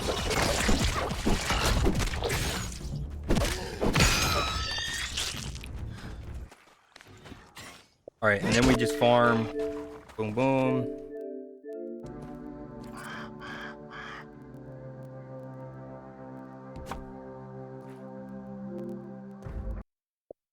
That's a picture of the thing to come back later to. Me and Nim working together to build a staircase to get to the top of the sandcastle in order to raise the flag. Teamwork makes the dream work. And we get a molar. I like how also we both instinctively went to throw our stuff in the same exact spot. Synergy. What up, Katie? Thanks for the lurk earlier. If you, I think I might have missed you when I said it. What you up to? Teamwork does make the dream work. Me and him exemplified it there perfectly. I mean, look at the synergy from the lads here. We don't need any more. We're done. Yeah. Same exact spot. I think not. Or is it my mind playing Ooh, tricks what do you on get a me? Subway? I feel the senility at the edges of my thoughts. I have grown so old. Just the other day, I found my tape recorder laying out that I knew I had put away. I would not have been so careless, and yet there it was. Could it have been Burgle? No. No. Such a conspiracy would be beyond his capabilities. Something darker is afoot. Ominent, perhaps. I knew it might be too great a risk to liberate that equipment from them. Again, Wendell's the main guy. The guy we're trying to find. Ominent's the company that he probably works for, or he maybe did work for, but then, went into his own thing. So this is a big lore dump. I don't know why, but I'm feeling nice today. You're nice always. What you mean, dog? I always keep you open on my phone and pizza sub. A pizza sub, like like with marinara, pepperoni, mozzarella cheese. It's one of those. I'm guessing toasted. Do you at least get it on like what does Subway have? Italian herbs and cheese, I think is the name of it at Subway. I took such precautions, and yet I get the sweet onion chicken teriyaki procedures. Wait. on Italian herb and cheese bread. Ignore that. I will see to it myself. It may be time for me to find a new venue for my research. Yo, so yeah, that's Wendell basically saying he's gonna break away from Ominent because they're watching his research too much. Yeah, I unfortunately I don't know if it's unfortunate or not, but I don't get Subway that often anymore because obviously when I do get a sub, it's Publix. And then the second on the totem pole is Firehouse. I love some Firehouse. I do orange cheese, toasted Italian. Ooh, yeah, okay, that a girl. Lettuce, pickle, cucumber, honey mustard, and sweet onion sauce. So on my sweet onion chicken teriyaki, I get the sweet onion sauce and ranch and mayonnaise. And it slaps. Oh, Nim's probably still gone touching grass, but this is something I found when I was up on this porch. I went back. So earlier when we were catching up, we saw me come up on this porch the first time. It was in the night time. It was after I won the Parkour Poppy Challenge of 2025. Silence Nim for eternity in that regard. He can never hate. I went back in the day, mainly to farm lint fuzz, which is on the mat. So you have to have a tier 3 axe to harvest the lint on the little floor mat, the doormat right in front of me. That's the big black thing. You have to have a tier 3 axe to harvest it.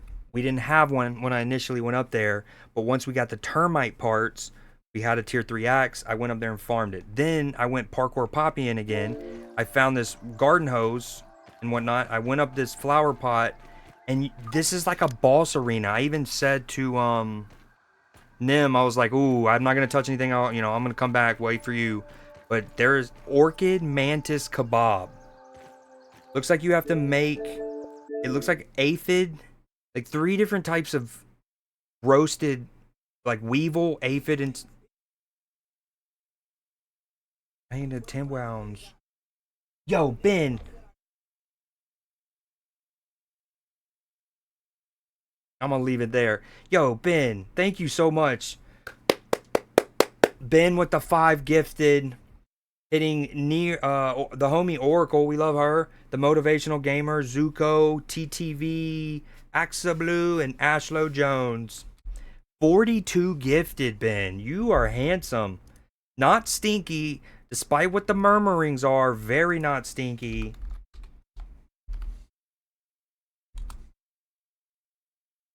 Or let me also give a little shout out to Sauce earlier. I would shout out Nim, but he doesn't stream. Yo, Ben, thank you so much for the gifted. So this is the little like flower pot, and look how cool it is. Like you're inside the flower pot. Like the sun's kind of shining through, and it is a full-fledged boss arena.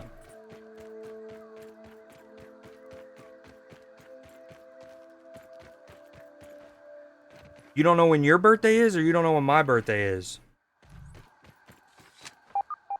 My birthday's in January, so you got a long time. No rush, no worries.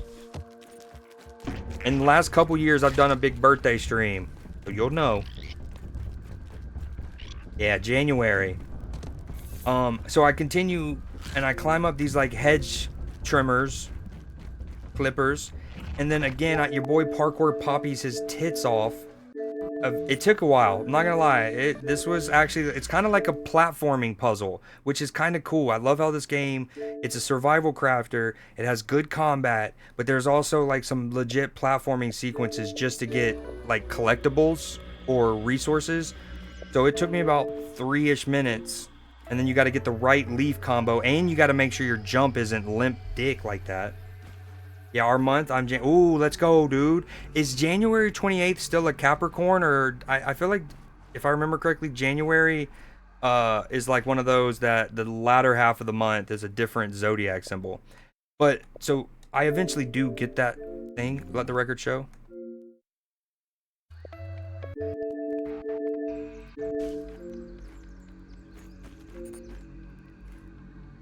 January birth month. Hey, you trying to play some Smash, dude? And are you still in Algeria?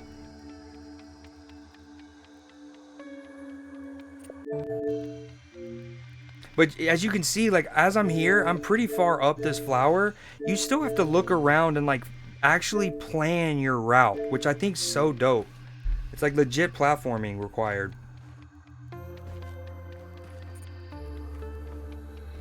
Yo, Katie, have you joined our... if you want to, there's a spot open. There's 3 spots open in our fantasy NFL fantasy league. I know you like hockey more, but... So anyways, your boy eventually gets it because he's elite. I feel like it should have been more than 500 for all of that, but... Right now, we're just getting stream caught up, for those not for curious, on some of the clips that we've done in the last, like, week or so while playing Grounded off stream with Nim in the Discord and other people hanging in the Discord. Yo, this is when I got stuck. No step, bro. And I had to respawn myself out. Yeah, I'm flying tomorrow. Are you flying back home or you go somewhere else?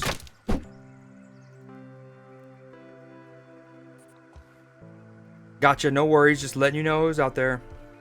I wanted people, like, deep in the community to get a chance to join first, even if they don't really like football, before opening it up to, like, maybe some IRL friends who do love football but aren't really deep in the community of it. So eventually your boy has to, you know, unalive himself, basically, to get out of this stuck situation. And then Nim was hating. Nah, back home? Okay, let's go. Are you still gonna have family all over the crib? So this is me near the top of the firewood stack, the stack of firewood. And it just shows, if you look way off in the background of the picture, you see the, like, yellow and... By the way, thank you again, Ben, so freaking much. Y'all been so kind. Saul, Nim, Ben, Bang with 20. It's juicy. You can see the yellow and pink little canister. That's the Roundup spray that Nim and I plugged with gum weeks ago. So this just shows how far we are. Hell, even kind of closer in the middle, like not necessarily the foreground, but like right before the yellow and pink thing, is the charcoal bag. You'll see the white and blue of it in the dead middle, right above the pink little... Oh, dude, this game's so dope. This is another good shot. That's me near where I think Wendell is. That looks like a ham radio.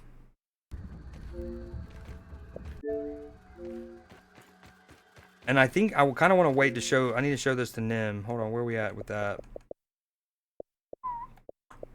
And I done won 12 rounds. Yo, those UFC fights Saturday, very fun.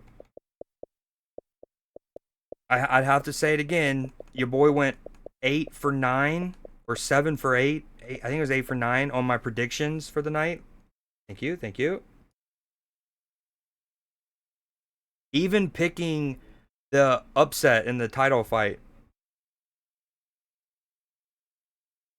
In this case, we're talking NFL, so American football. Okay, football. There's football and there's football. Okay, so that's pretty much caught up. That's not true, but oh, hold on, we do want to show this clip. Okay, so we showed that. That's me playing Battlefield. We showed that.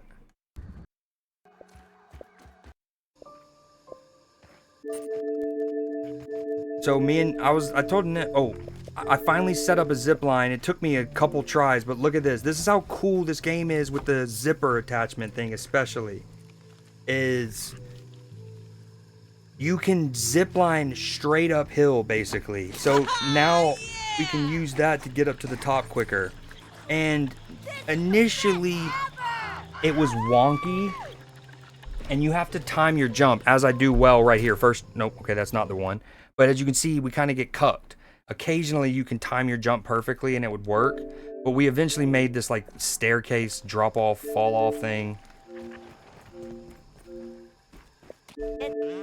Okay, me and Nim we go to sleep officially in the game for the first time in a long time. Once you start getting geared up, you don't go to sleep that often because the nighttime isn't as, like, overwhelming. And then cutscene. In with the outfits and backpacks they were snatched in. As requested, they're strapped in sync. Okay, that was the first one. Wait, boom. You do realize the director will have our heads if he finds out we're removing company property? Can you sleep at night with what this company's doing? We need to do something. Is Dr. Tully even alive? The field team reported him missing months ago. And again, Dr. Tully, Dr. Wendell Tully is the guy we're looking for. He was working for Ominent, and then he was like, no, they're watching my research. They're looking at me too much. They're kind of, he's like, you know, kind of like the Charlie gif, or, Charlie meme from It's Always Sunny. And then he, like, they were like, he's been missing for whatever. The inevitable. Also, so they call it American football, usually. Whoever he is the only hope for these kids. Honestly, now, it might not, I don't know. It might, this might be insensitive to some. But, you know, another name for American football is pigskin. That could be an easier one. But then again, you know, pig, the animal pig is I'll make the delivery has different levels of appreciation, yada yada, in different cultures. discreetly. No one is even going to know. I'm cute, I get by.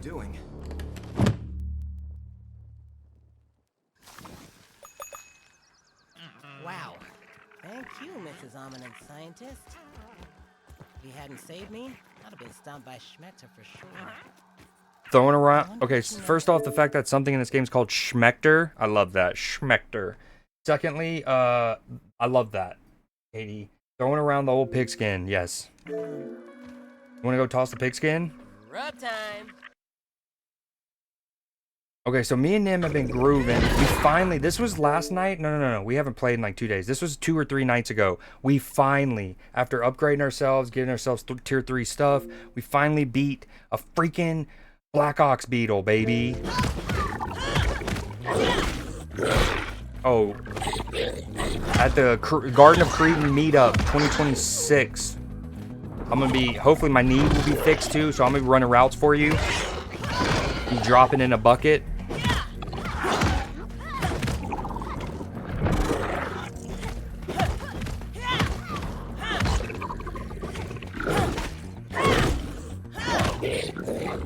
Ben, if you did it without the 4s, it would go ham.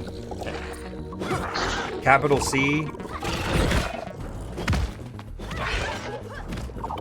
Yeah, we did. We saw what you did there.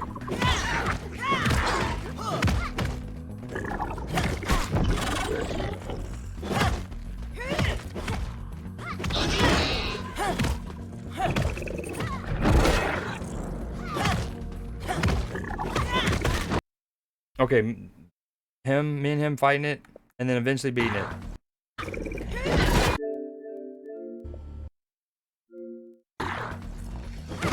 I'm kind of also showing these because I was waiting in case Nim wanted to play. Earlier he said, when I asked him if he wanted to play grounded, he said, quote, I don't know yet.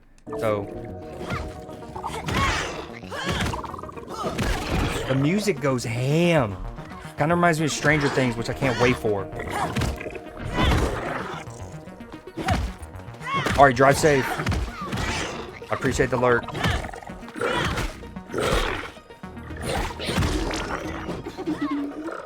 Lil Teen and the Goliath killed Black Ox Beetle, baby.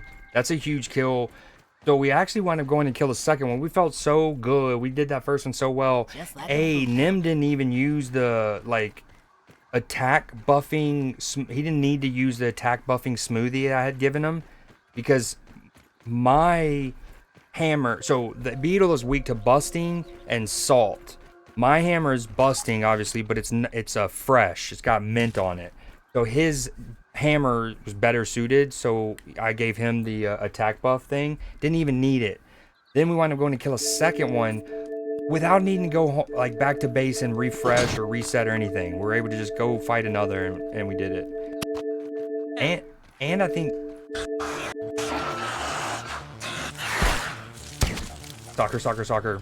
You get it in as much when he's not here. What are you up to right now? It is what, 6 o'clock your way?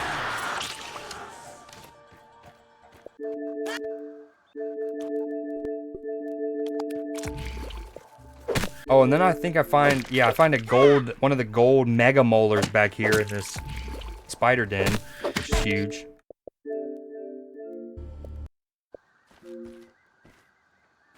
This is all still on the same, like, expedition that me and Nim went, and when we killed the rhino beetle.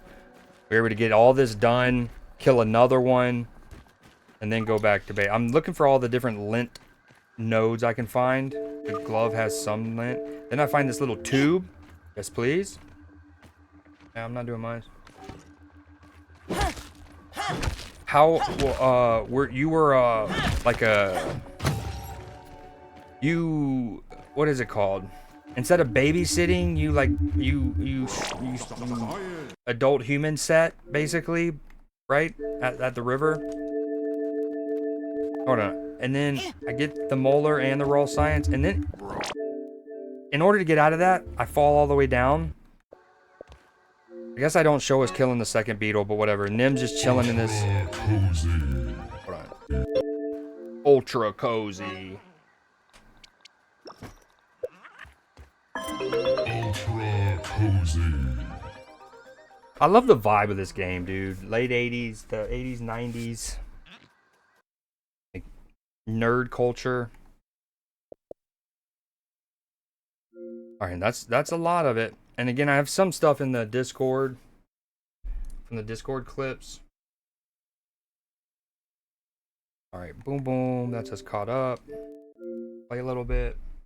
I want to do the castle. One of the main things Nim and I still have to do is this, like, cool Frankenstein looking Happy Meal, I don't know, castle looking thing.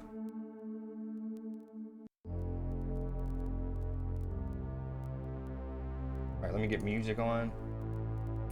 Yo, so in regards to the CreeDJ, last week I said something like, I think I misspoke. I think I said, oh, I know who the winner is, but I'm just trying to decide who's second and third. Excuse me, I misspoke. What I meant to say was, there were 2 of the 4 people who submitted, there were 2 that jumped out on top. And so I still, to this day, we'll listen to both last night and today, and I don't know.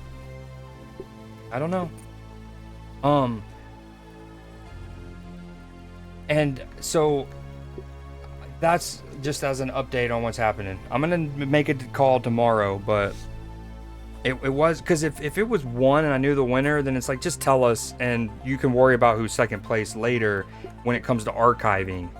But the thing is, I don't know the winner, so it's between Clipper and Katie. Hoodie and Jay also submitted.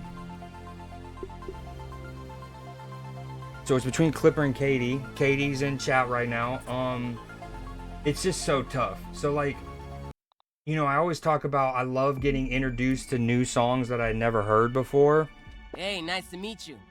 The name's Max. And Katie has a song in her playlist called Confetti by Charlotte Ardeen. Hold on. Let me take music for a second. Actually, no. I'm gonna listen to your playlist, Katie. But I'm gonna stay in grounded. We'll do a more official breakdown later. I don't want to switch categories and switch back. No, Confetti is colorful. I'm saying it's one of my favorite songs.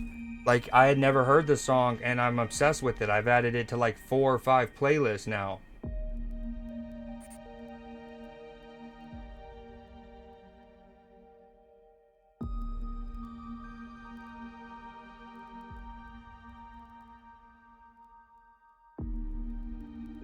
So, like, for a while, I actually thought Clippers was the dead-on winner because his is incredible. But after listening to yours again last night, and honestly, the only, like, bad song, again, just relative to the playlist and the theme and all that, is Paranoid by Black Sabbath. And not even bad because the color isn't in the song name, it's in the artist name, but that doesn't matter because you asked me when Ozzy passed if you could do that as like a tribute, and I said absolutely yes. So I'm not even taking away because of that. It's just so many of the other songs are like, I don't know, like they're such a, I don't know. I'm not saying Paranoid's a downer vibe, but so many of the other songs on the playlist are so dope. You know what I mean? They're like so energetic in a way, or I don't know how the right word. But you know that I still don't know because Clipper has a song too that's kind of like that on his, but bro's so good. Like,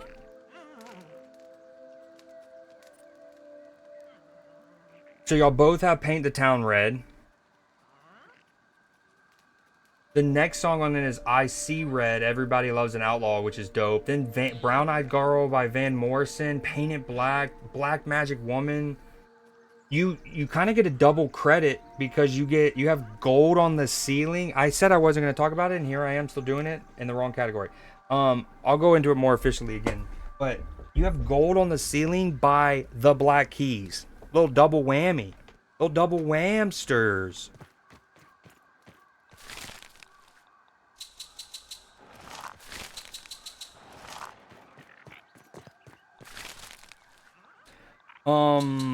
Okay, so what was I saying? Yeah. I love Confetti. Gold is another song that I hadn't known about.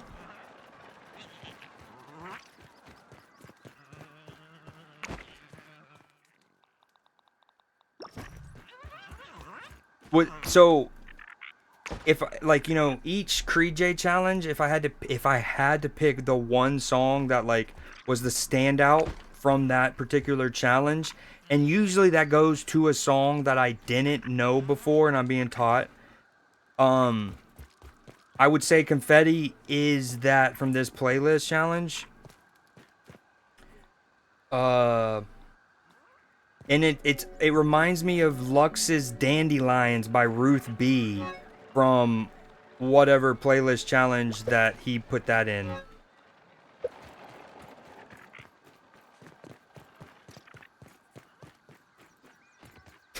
Sativa. That's hilarious. Yo, what up, Lux? Ooh, Lux. You're an unbiased, like, so this CreeDJ challenge is between Clipper and Katie. I'm gonna send them, or I'm gonna get up with you, and you might be one of the deciding factors, because I feel like when it comes to Clipper and Katie, you're perfectly neutral. No messaging, Lux. No bribing judges shall be allowed in the CreeDJ challenge. I can already tell. I can see the headlines. I'm going to have to talk about the collusion and the corruption in the CreeDJ challenge in Newsday. And I don't know if I want that. But yeah, so Cell had a song, Little Things by Georgia Smith is one of the, like, my Mount Rushmore songs to have been discovered. And again, if we were to separate CreeDJ songs into 3 categories, I should have just done music. Hold on, we're just gonna switch to it.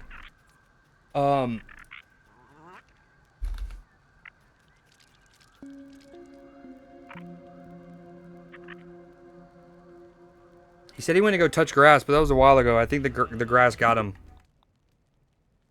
Grass won. Nim none. Nil.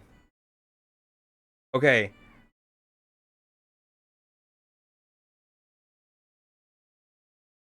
Alright, screw it. We're doing the CreeDJ now. Ow. I just kicked my toe against the back of my desk. No bueno. I also need to do redeems. I owe a show doggo to Katie and a Freestyle Friday for Ben.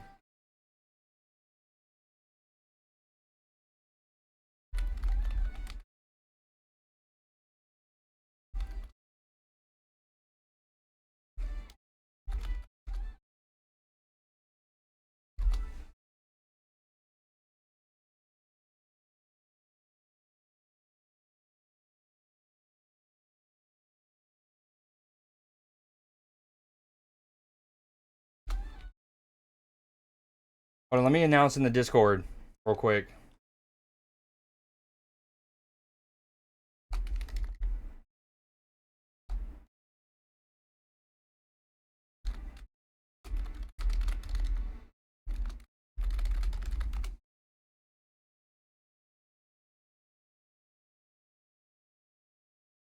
Poetry Man Lux. Okay, so this is Katie's right now. All right.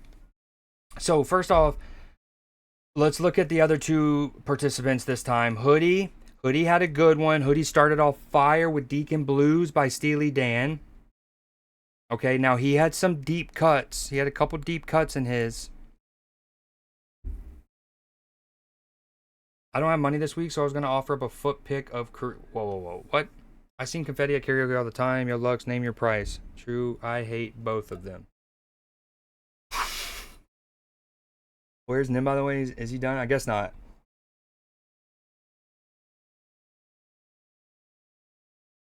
Lux, if I didn't have the fantasy football thing pinned, I would pin that. That's one of your single best comments in the stream's history, and it's almost moddable worth. It's almost moddable worthy. No amount of money can be given that would forsake the credibility of the honorable CreeDJ challenge. Virtual hug. At least dap me up. Yo, what up, Hoodie? What up, Hoodie? Hey, Creed, send me a foot pic. Don't worry about it, what it's for. Okay, so Deacon Blues, great. He's got some deep cuts. Neon's a good pull. Neon's definitely a color. Is hurt a little bit by having two Zach Bryan songs back to back, nonetheless. Pink Skies but they're both great songs, must be said. He ends well. I love the use of Sleeping on the Blacktop, and Purple Haze is one of the. So hold on, we also need to do. Where's the other one? The All-Star one. Okay, colors. Here we go. We need to go here.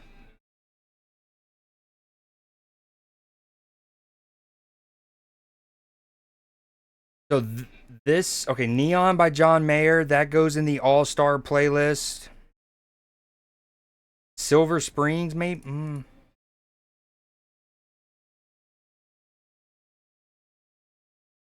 It's hard to say no to Fleetwood, though. Stevie Nicks has a control over us all.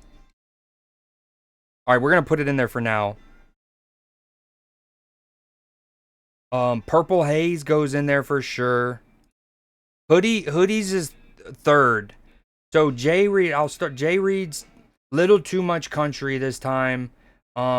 Especially not spread out. She did have 5-finger death punch, though. Pretty good. Pink Skies is one of your favorites of all time. She's the first person to use Billie Eilish. Again, the caveat is in one of the CreeDJ challenges, I used a Billie Eilish song as an example, so people wouldn't probably have done that one. But Blue is a banger.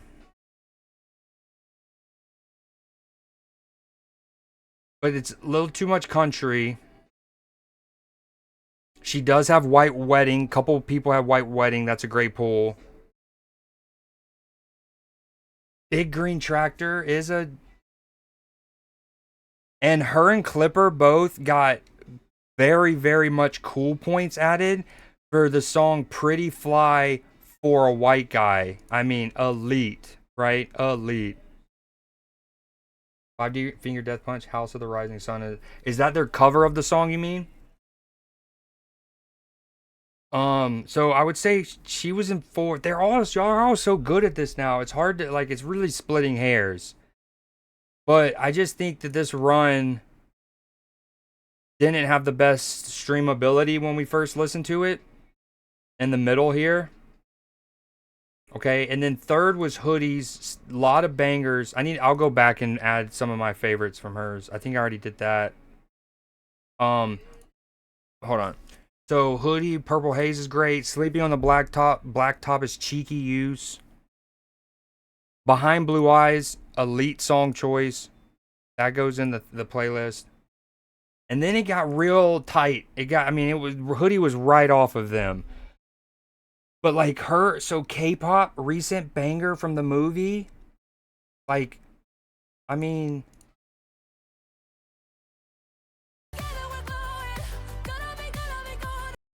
so good. Paint the Town Red, her and Clipper both have that. I mean, here's the thing. Sampling Dionne Warwick's Walk On By Doja Cat is, I mean, it's, even if you don't like the rest of the song, the, what's it called? The Warwick sample is elite. Confetti is probably my favorite song of the challenge. It's close. So I usually, there's three ways to separate songs generally, right?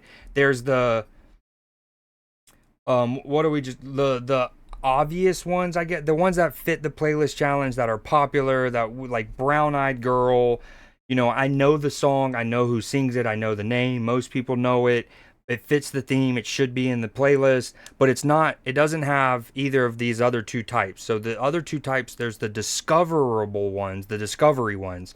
Those are the ones that I'm learning for the first time through you guys. Again, Little Things by Georgia Smith, Dandelions by Ruth B. Shout out Cell, shout out Lux. Confetti Now by Katie. There's two others that I'm blanking on right now. And then the third one is the rediscover, the aha. And it's songs that I know. I might know the name of the song, but not the artist, or the artist, but not the song, or maybe not either. But if I ever wanted to look them up, I could have probably, but I never. They're there. You know them. They're in the cultural zeitgeist, and they're like rediscovering. So the song Here We Go Again by Whitesnake by Clipper is one of those. So those are the three main ones. They're like, yep, the discovery ones, and then the rediscover ones. So Confetti is one of the discovery ones, so that's always really fire. And it's one of my favorite discovery ones yet.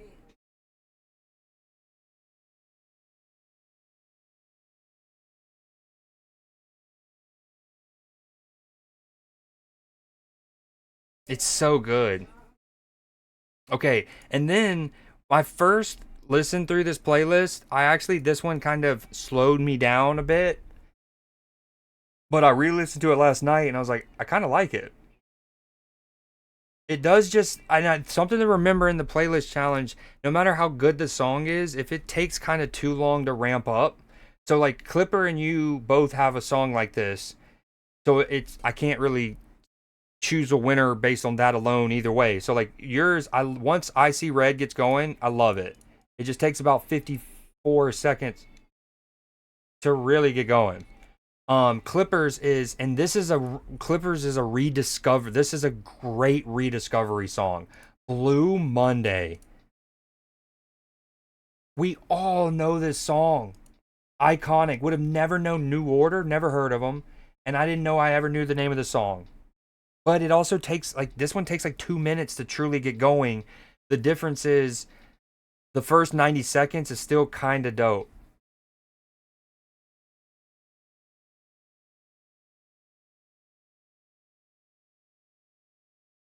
And like I'm a little biased. I've been leaning towards Clipper this whole time because I'm so biased with songs from the 80s. I love David Bowie. I love synth. I love vaporwave and cyberpunk.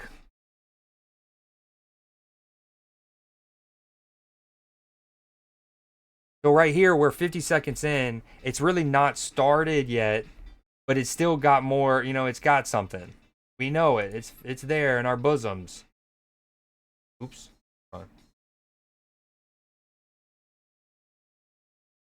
And then around 2 minutes, it gets lyrical. I mean, so I think Clipper wins on this song alone.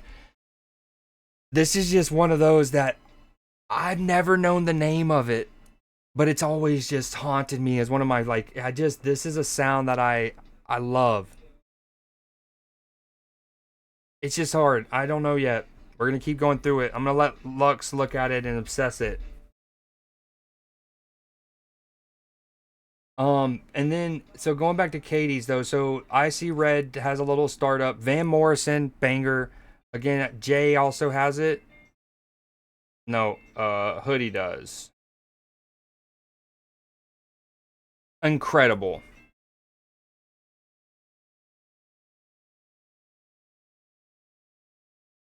It's so good.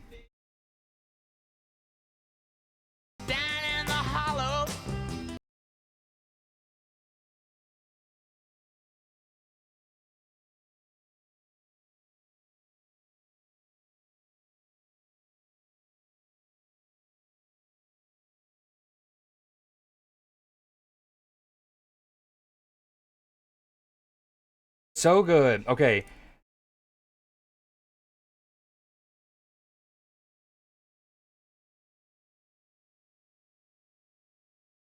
So iconic.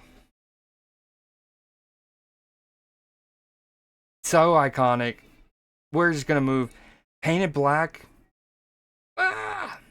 Now I will say, if you had Painted Black after, like, now this is next level. I'm only just now discovering this. Imagine you have a song that's called I See Red. Painted Black's first lyrics are I see a red. Now that would have fucked me up. I would have maybe declared you the next 3 CreeDJ Challenger winners for that.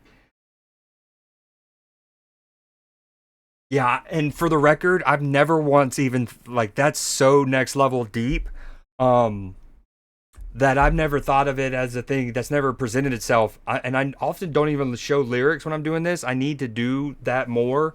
But yeah, as soon as I saw that, I was like, wait, because at first I was gonna say you should have moved it up in front of Brown Eyed Girl just because of the red and the red. And then I looked closer, I'm like, whoa, it's literally the same words. Almost. Dude. Although this song, it's the playlist challenge is about colors, and this says he doesn't want colors anymore. But I mean, I think you had a different artist for it. In fairness, it was a YouTube cover. But I mean, not like, this song is so good, you're only getting positives from having it either way. So, oh, it's so tough. You actually have 2 double whammy. It might be you, Katie. It might be you. You have 2 double whammies. You have Gold on the Ceiling by the Black Keys, and you have Colors by Black Pumas. And you can, if you wanted to stretch it, you could say Yellow and Coldplay. Cold's not really color, I guess, but we have established Broccoli can't is a color. Barely.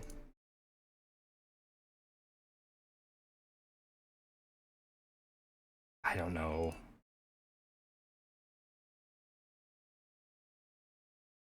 It's just one of those things. The longer I think about it, the more I just get myself back and forth. I need to, going forward, I need to set a hard date on the, when I pick it.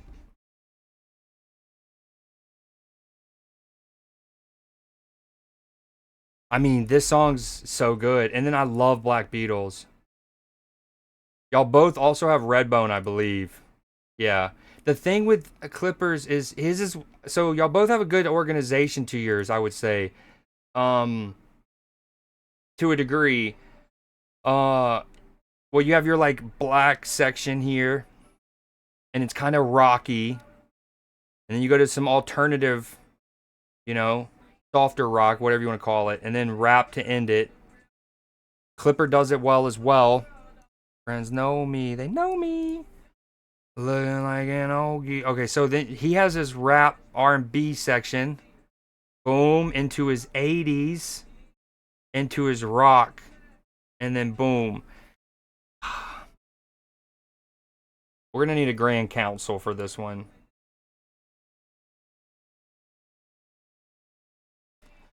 I mean, I love Black Beatles. This song's fire. We listened to this a good bunch. We all know Redbone. Incredible. Stay woke. The song that truly popularized the now highly politicized word of phrase, stay woke. Clippers. I mean, though, like Suicide Blonde. So even after Blue Monday,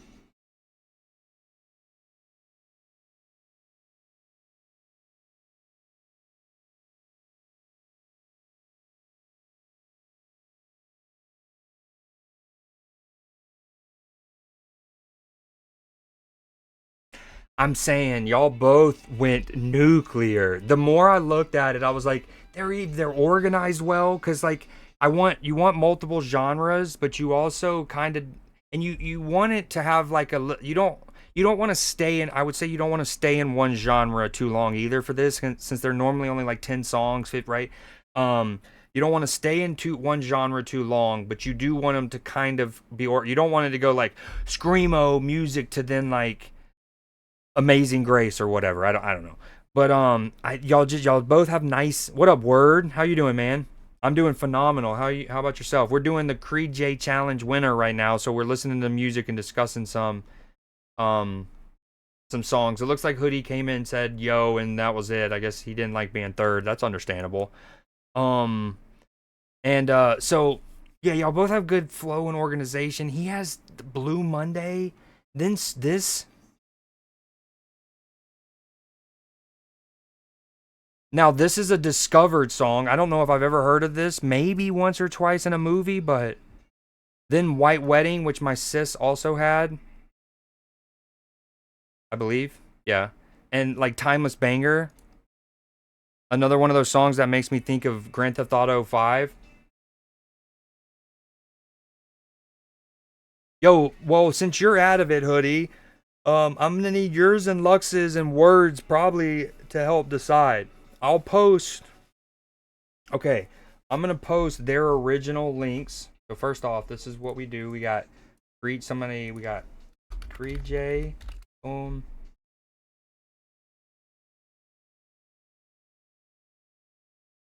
Okay, so these are the past ones, and then keep in mind what happens is I have a Google Doc. You can access it at any time.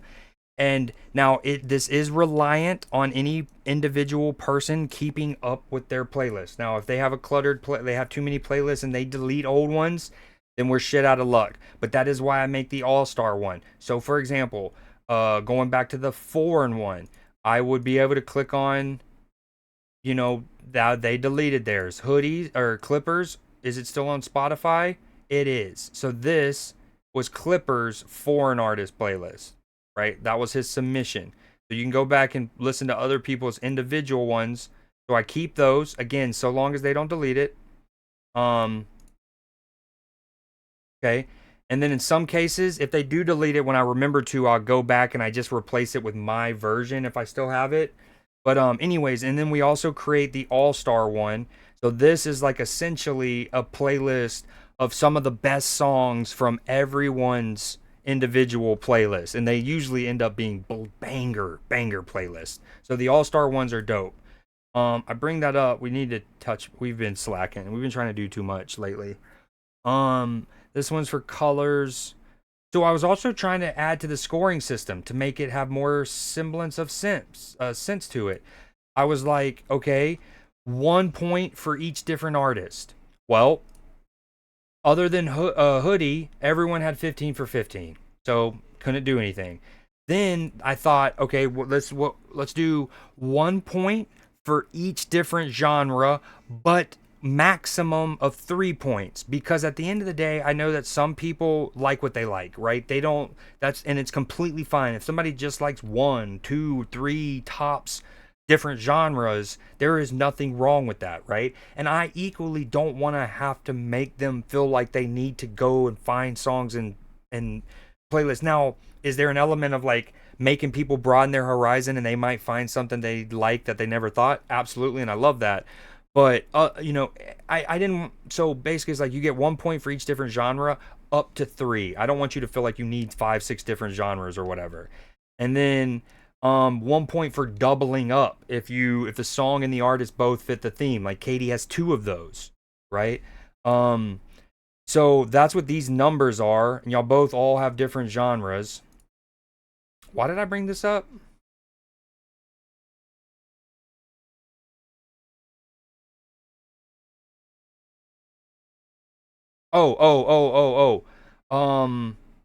Okay, because everyone submits their playlist, right? And they usually do it using Spotify or whatever.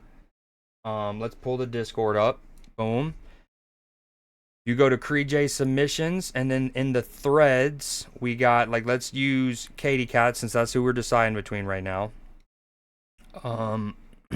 This is it. Okay, so this is her playlist organically on YouTube as it is. Okay, now let's put that here. Katie's. Add link. Boom, boom. So that's Katie's. I'm also going to post it in chat. That's Katie's. For anyone to go look at them. I need all opinions. Okay, and then Clippers.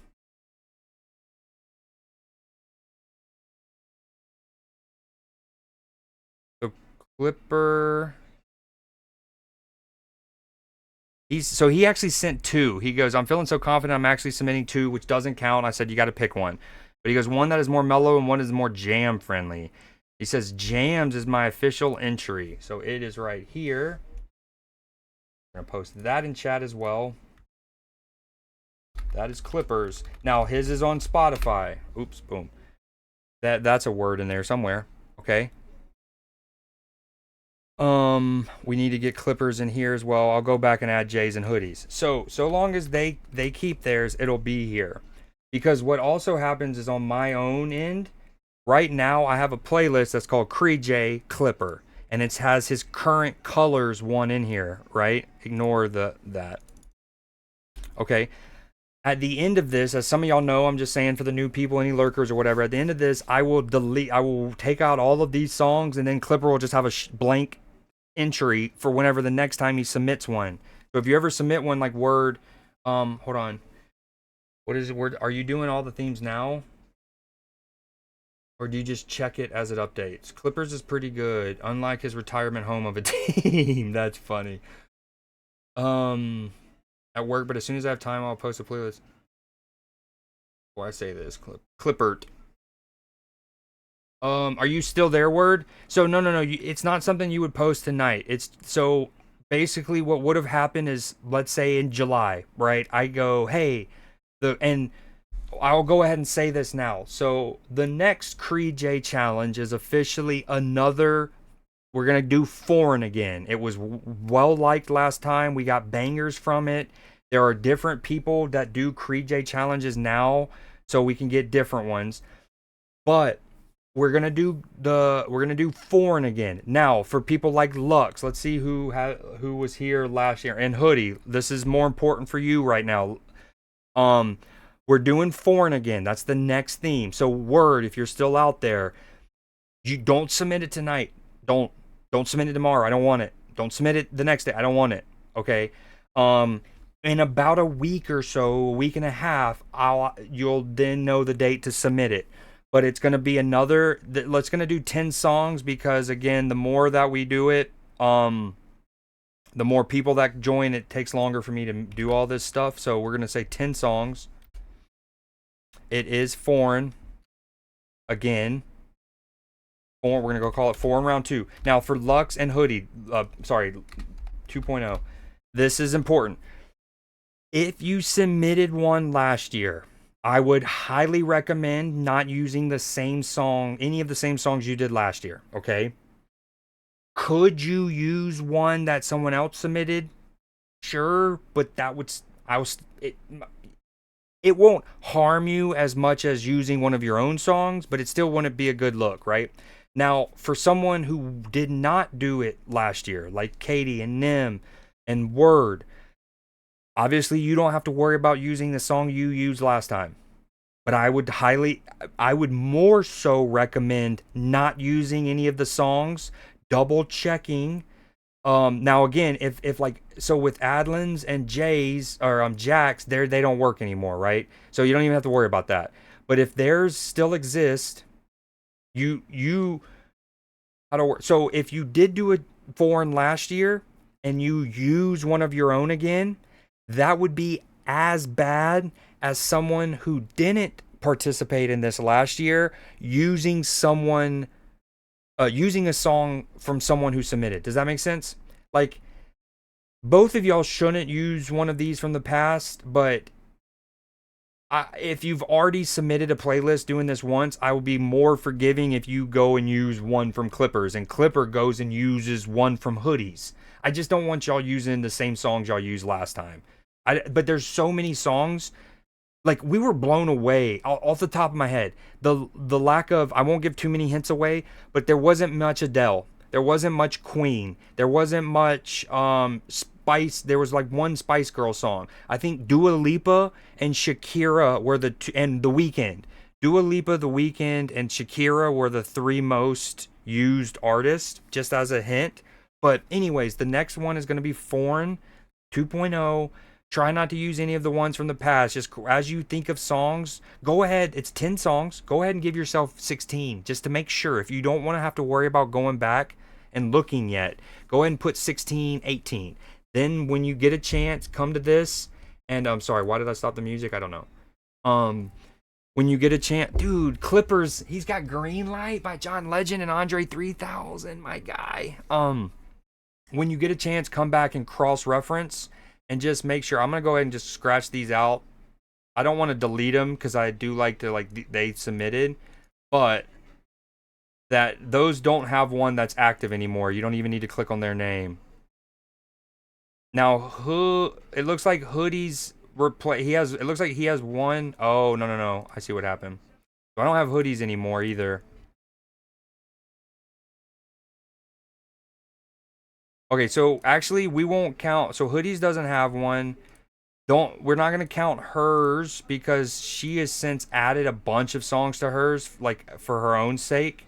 So I don't even know what she would have used. And then this was did Z win this? I can't remember who won this one, the Foreign one. Z might have won this. Z had some bangers. He had 3 Little Birds by Bob Marley. The Me and the Devil was an incredible song. And I remember us talking that I was surprised that he didn't use Me and the Devil for the Eerie but Not Halloween challenge. Okay, let's just say, for the most part, just ignore the past. Because I don't think... I clearly don't have a lot of... Actually, ignore that. Every song is free reign. I don't really remember who's... It looks like a lot of people's playlist. Clippers is really the only ones that's preserved, and Z's. And that would be unfair to, limit them. So, scratch all that. It's free game. Keep in mind, I might be like, Clipper, you using some of your own songs again? Right? But for the most part, I think we're chilling.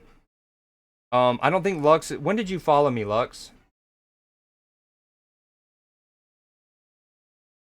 No offense, Katie, before I say this, but I feel like a lot of hers are the expected ones. I don't know. Some of them are pretty cheeky. Hold on, let's get... Okay, we don't need 2 of these. We don't need 2 of these. All right. Okay, before I start worrying about the next one, let's lock it in. I'll give my vote to Katie, even though broccoli shouldn't count. Another challenge I can't join. Why can't you join it? Talking about green, but Brown Eyed Girl and Yellow are great songs. Then it should be called Green. The Kermit emote. We should do a new playlist that hasn't been done before. So are we talking songs not in English or just people from another country? Just people from another country. They can be in English or in another language. Like, again, some of the ones from last time were very much, right? Here I Go Again, Whitesnake, very much in English. Everywhere by Fleetwood Mac, Daft Punk, right? It Wasn't Me by Shaggy. What an inclusion. This is, so Katie, part of me, I do have other ideas for CreeDJ challenges, but part of why I'm doing this now is because, speaking of Clipper, and speaking of Here I Go Again, but if you look at this playlist challenge, there's bangers. Actually, this is all you need to look at. I would just not include, hold on, I'll share this, boom, share, copy link. So that is the Foreign. I would just, and if you're on phone, take a screenshot. Try not to include any of these songs. But Katie, there was just so many bangers, and the the all-star playlist that we got from it, I just feel like it's worth it. It's so good. It was you. When did you join? I guess I can click on your name and stop being lazy. December 8th. Hey, Christmas time. Christmas time. Lux is looking fine. Yo, Nim, why'd you say another one you can't join, by the way?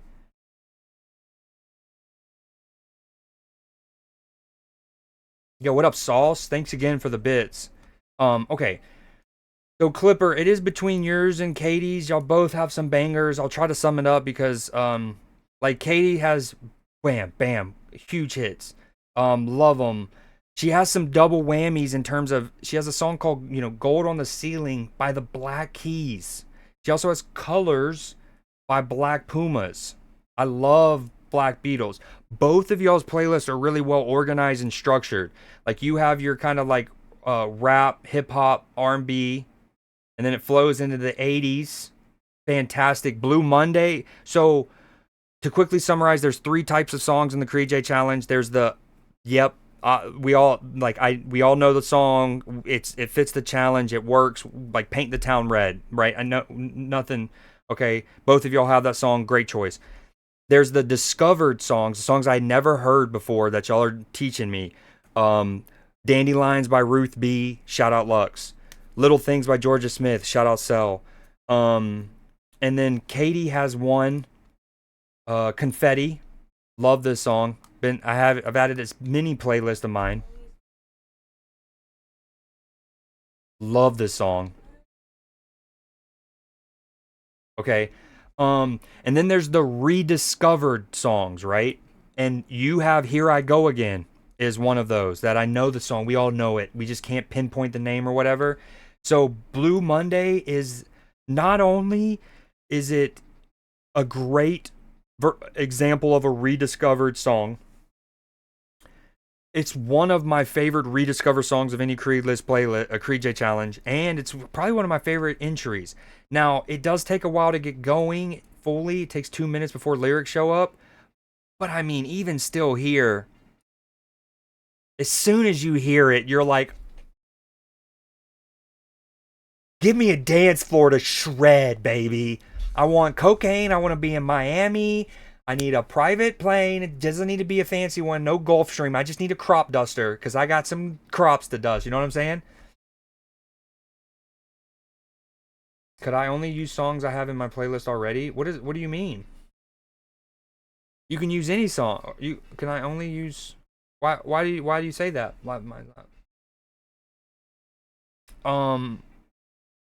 I don't think you're not submitting a playlist that you kind of already have. You're making a playlist based on the theme that I give y'all. So like Clipper would have gone and picked, and all of them would have picked 15 songs that had a color in the name of them.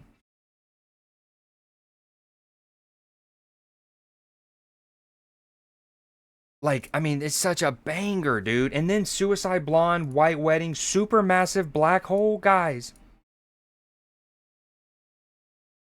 Like, this song makes me want to fucking play Borderlands so bad. I don't know why. I think it was used in one of their commercials, or maybe Borderlands 2. Dude, you have more foreign music than you know. Queen, Adele, The Rolling Stones, Shakira, Dua Lipa. Again, yes, Shakira, Dua Lipa, The Weeknd were all 3 of the most used artists, but they're there.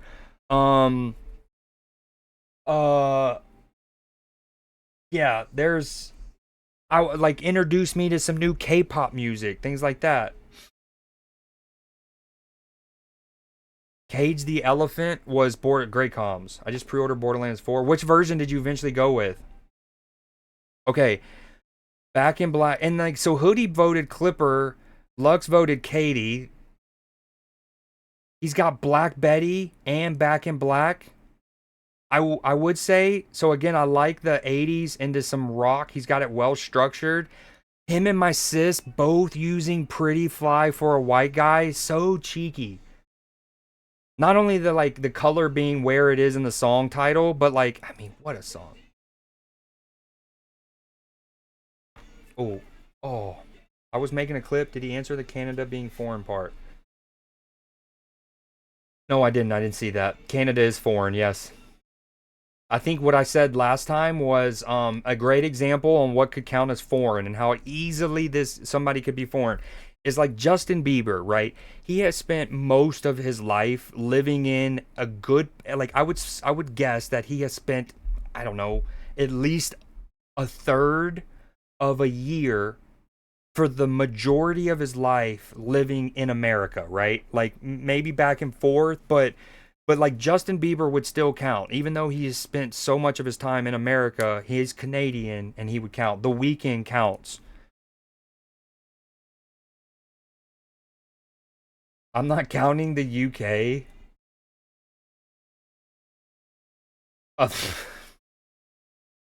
Oh, that's funny. Okay, and then not like this might be the song that seals it. I keep coming back to it, like when I think that you just like, okay, Katie's and his like for like, boom bang, boom bang. I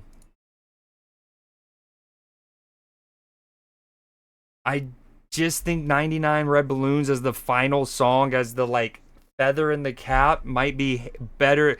I love Redbone. Y'all know Childish Gambino and Donald Glover, I think, is one of the most creative, talented forces of entertainment we've had in the last 50 years. Goes up there with Jamie Foxx, the Jamie Foxxes and stuff of the world. But Will Smith, in fairness, but because this was kind of like one of the songs, and again Clipper had it too, but like, you know what I mean, it's just nice. It's a good nice transition. 99 Red Balloons as the finale. All right, I just do a toss up? Okay, I got an idea.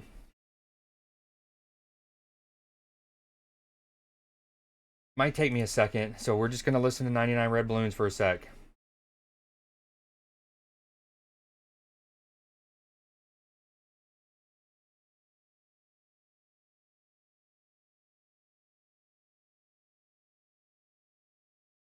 Okay, here's what we're gonna do. I'm gonna quickly make another wheel. I'm gonna make a wheel. And I'm just gonna throw in, I don't even know, this is gonna be kind of unofficial but official. We're just gonna throw in some songs that are bangers from both, and if it lands on one of those people. So Blueberry Yum Yum was used in the Atlanta one. They both used Redbone and Paint the Town Red. Blue Monday should get credit for like 3 entries, as does Confetti, because they're so damn good. Y'all get what I'm doing here? So it's kind of like weighted a bit. Suicide Blonde is good. White Wedding is great. Supermassive Black Hole is worth 2 entries, I believe. Back in Black's worth 1. It's gonna be a big one. Black Betty's worth 1. They're kind of the same. Pretty Fly for a white guy gets several.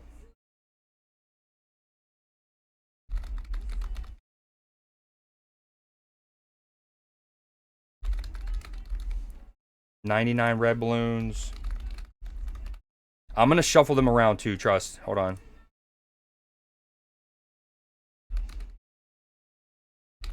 Dude, this song is so good. I mean, I'm maybe biased towards the 80s. I love the 80s music.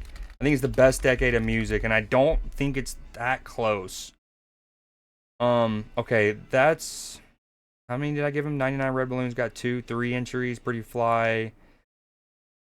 Green Light should get 1, probably. A combination of White Lines and Green Light. Now let's go to Katie's. Pull that back up. So Katie's gets 1 for Golden, several for Confetti.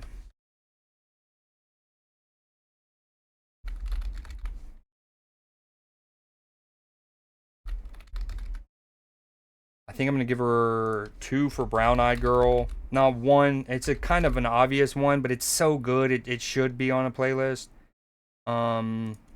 Black Magic Woman gets 2.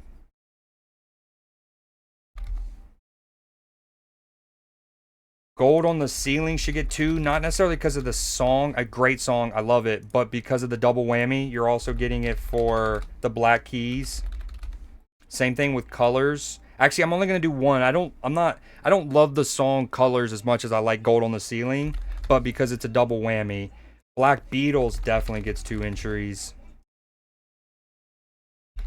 Watch it not even spin when I do this. Alright, that looks about... Hold on, no. Confetti got what?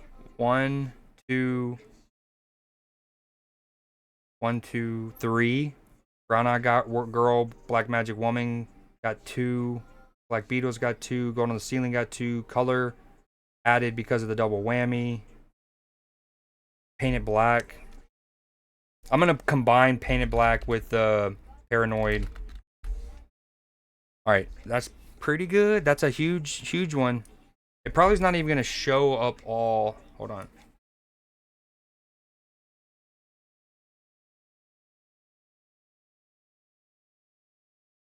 Up all my time.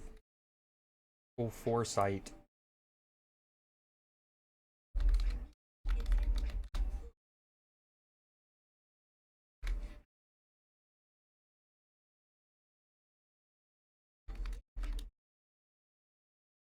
Okay, I'm not going to take the time to like resize it so we can see all of the entries on the right. I think y'all saw me type them up. They're all there. There's 20 something, 28, right? Y'all see it in the background. Okay. We're just going to spin and hope it works. First try. Yo, sorry I'm missing chat right now. Y'all saw what I'm doing.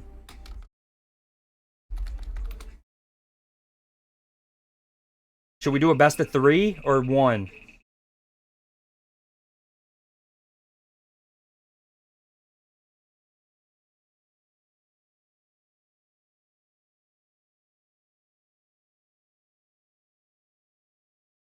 $99 red balloons.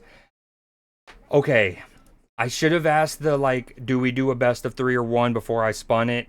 I have to say that feels... I was already saying that 99 red balloons might be the song that... if we...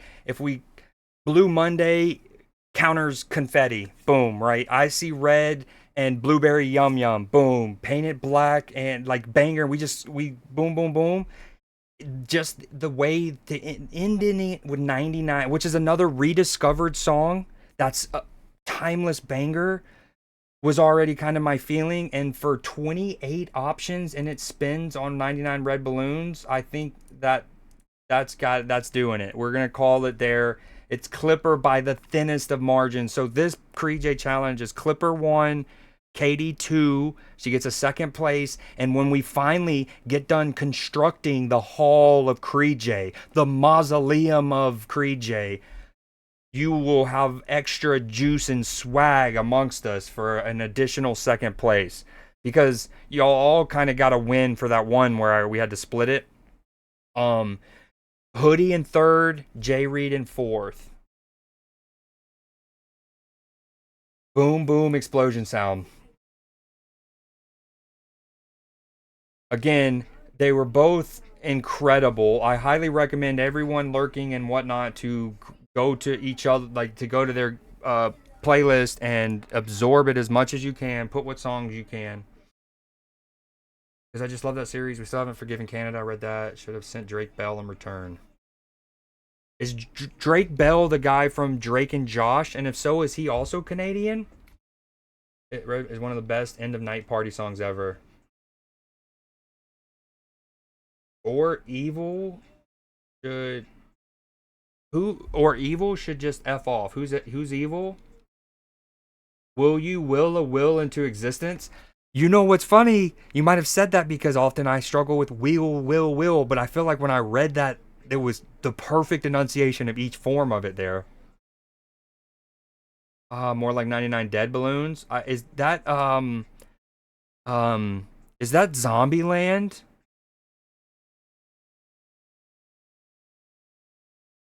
Yeah, Blueberry Yum Yum would actually have popped off more if it wasn't used in the Atlanta challenge. Again, not that you, like... It's not like it takes way because it was, right? Like, that would be naive, but it doesn't, like, it's not one of those, like, oh, fuck, yes, I missed this song, I haven't heard in forever, you know what I mean? Mr. Blue Sky would have been, Sauce, why didn't you submit a playlist? Yo, Mr. Blue Sky would have been a great inclusion, although we do listen to it all the time in chat. It's in several of my, who does Mr. Blue Sky? Electric House Orchestra or something like that? Swedish House Mafia? Electric Light Orchestra. This song's in several of my like main streaming playlists that I use. I'm straight up gonna vote for your playlist just because you said that. It is heavily underrated for his career. Agreed. When we were talking about the Atlanta, like Mount Rushmore of rappers, he probably should go on there. It's tough. There's so many options, but and then when me and Nim, I showed Nim this video. I don't know if I've shown y'all this. It's so fire. It's 2 Chainz doing one of those freestyle. Here we go. Wow. And I showed this to him while we were in a Discord stream together, right? And then me and him got onto a little talk about, again, another kind of Mount Rushmore of Atlanta rappers conversation. And we, again, brought up Luda. Yo, peep this. This is one of those tables, like, I have a beat, can you rap over it? And I mean, this could have been planned. He might have an album out, and this is just modern day guerrilla marketing, right? By the way, that's not a racial thing. That's a literal term in marketing where it's kind of like guerrilla tactics. You know, like in Vietnam, you pop up out of nowhere. Guerrilla marketing is where you might just have somebody just do a podcast here, or maybe they're in the background of someone else who is more in the cultural zeitgeist. And then that way people just kind of like slowly remember, like, oh yeah, I haven't thought of them in a while. And then when they drop, they're more on your social consciousness. I just wanted to let that. This could be that. This could be guerrilla marketing. Or I like to think it was just 2 Chainz walking down the street and saw it. But anyways, he slides on this.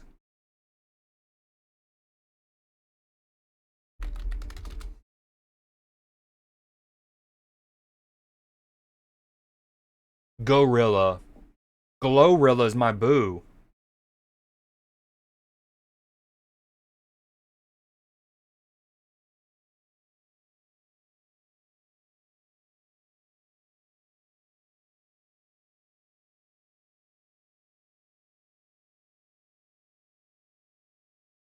Dude, he's so good. He's all speaking of underrated Atlanta rappers.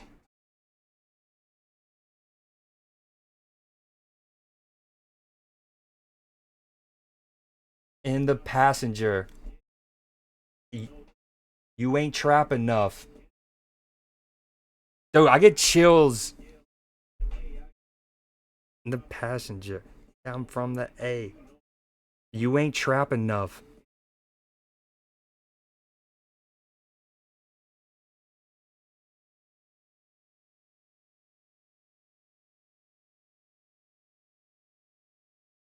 We need a song of this.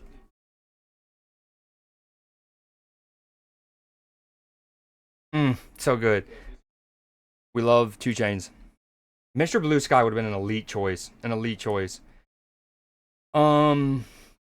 Okay, Clipper. Now, so with Katie saying that, it makes me want to get back or maybe do something. I don't know if I can afford it. I would like to be able to. That the second place should get like five buckaroos or something, since, you know, you saying you spent 4 hours on it makes me feel bad. 9.8 million monthly listeners. That's how many 2 Chainz has? Okay, we love that for the lad. Not underrated, I'd agree. Sorry for saying that. Oh, hoodie. Okay, never mind. So back to the foreign one. Very quickly, and then we'll wrap up the music section. So the next playlist challenge is, I'm sticking to my guns. I want to do another foreign.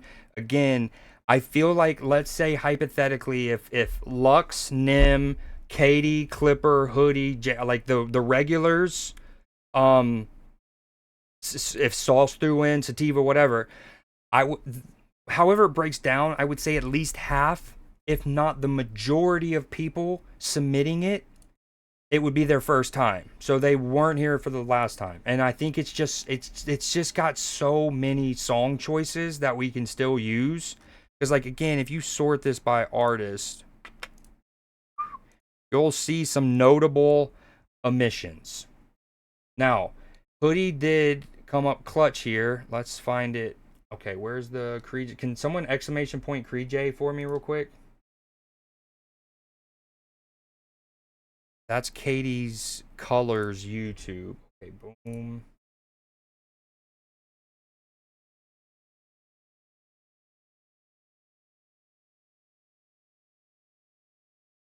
Porn artist. This is Hoodies. Okay, Elite. Thank you, Nim. Okay, so back to the last foreign. So Allen's doesn't count. Jax doesn't count. They're deleted, and I don't see them getting reinstated. Clippers still exist, so factor Clippers is in. Maybe I should, even though it's not alphabetical order and it's going to kill my OCD a bit. Let's do...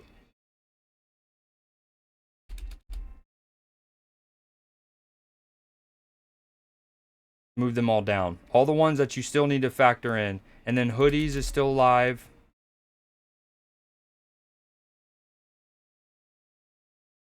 Not struck through. Ignore the strike through. Hold on. Away strike throughs. Okay.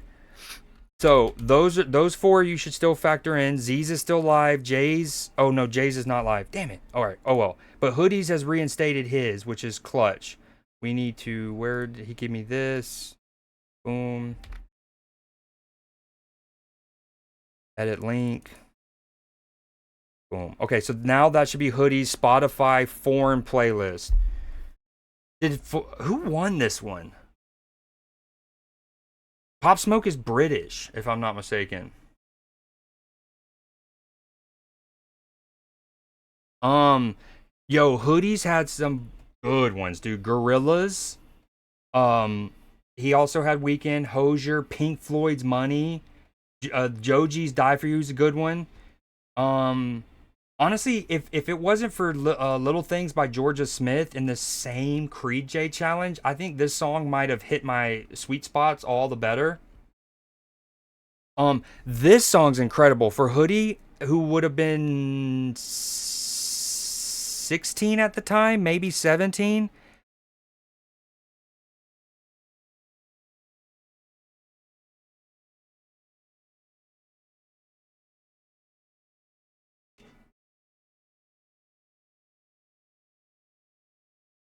I don't remember who won it, but I know Hoodies was up there. Champs-Élysées. Nim, you could pull stuff. Go watch like Ratatouille and stuff and pull songs from foreign movies, and I guarantee you can have a good playlist on that alone. I more than tolerate you, Sauce. I can't remember what we were in. We were either in Discord. I recently sent out the bat signal to play Night Rain publicly, like in front of other people. I was like, if Sauce is still here, I'm down to play Night Rain. Nim, or whatever. That's fine. That's not. I don't think that's the way to look at this. But if you want to, I'm not gonna beg. If you don't want to do it, that's up to you. Is Pop Smoke from Cali? Your song about Elton John? Now, Zach Bryan, you might be like, how does Zach Bryan count? I think if Hoodie's still there, he might be able to remind me. Zach Bryan was born on like a Air Force base in Germany, I believe. It's also how... So what's funny is actually Z, but I don't even need to look. Z, I remember it pretty well. Z asked me first. He goes, what if somebody was born overseas? They're American citizen or whatever. And technically, I know if you're born on a military base, I think that's technically American soil, all the same.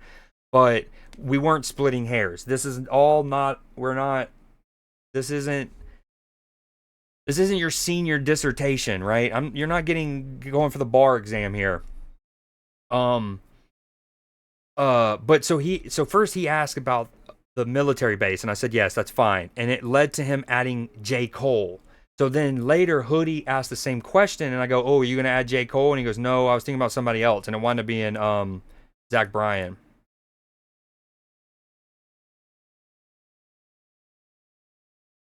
J. Cole. 21 Savage, which, of course, is like kind of British claimed. Weekend. Again, Dua Lipa was the most used artist, which is fine because Dua Lipa seemingly makes, like, you know, there's some pop artists throughout time that had just, it seemed like they almost had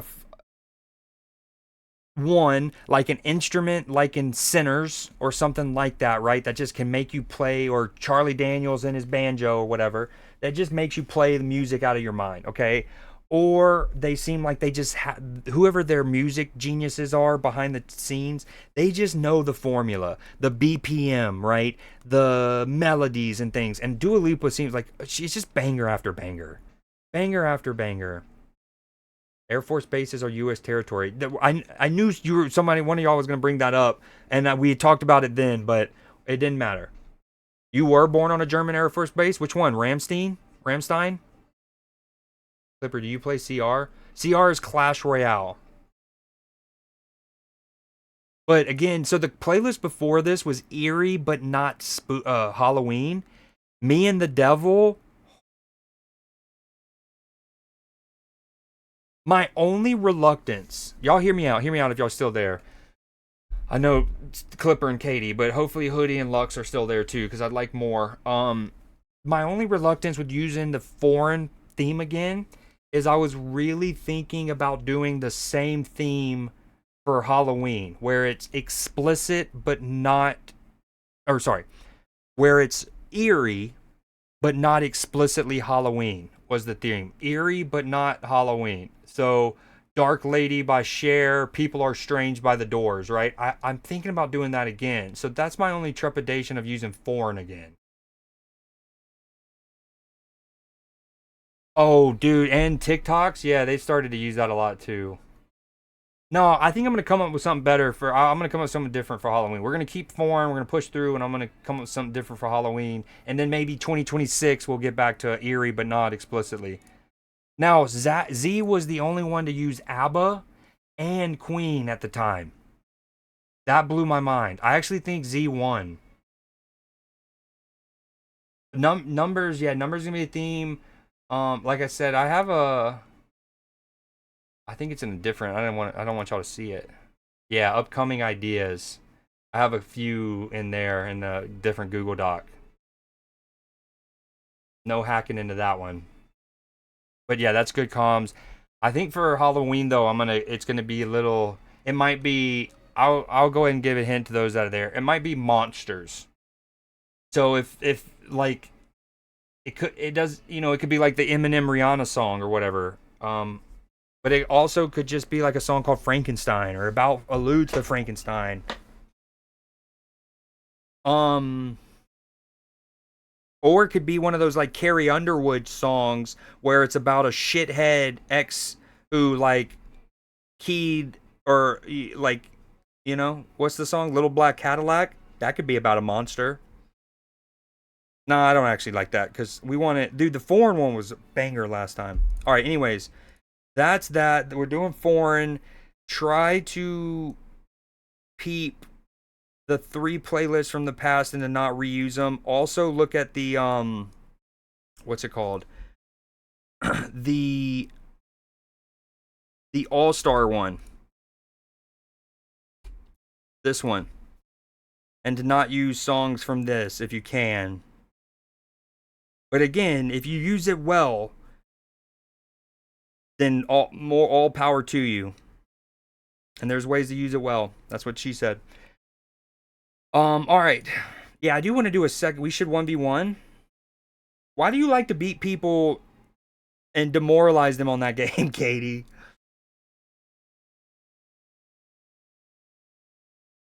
Yo, Clipper, I played, so whenever, Saturday night, we watched the UFC fights, right? And then afterwards, late at night, I was like, I'm going to play a little Dicey Dungeons. And then you bounced. So I still played, and I played with the robot dice. I actually kind of like it. I kind of like how you kind of play like a mini game of blackjack.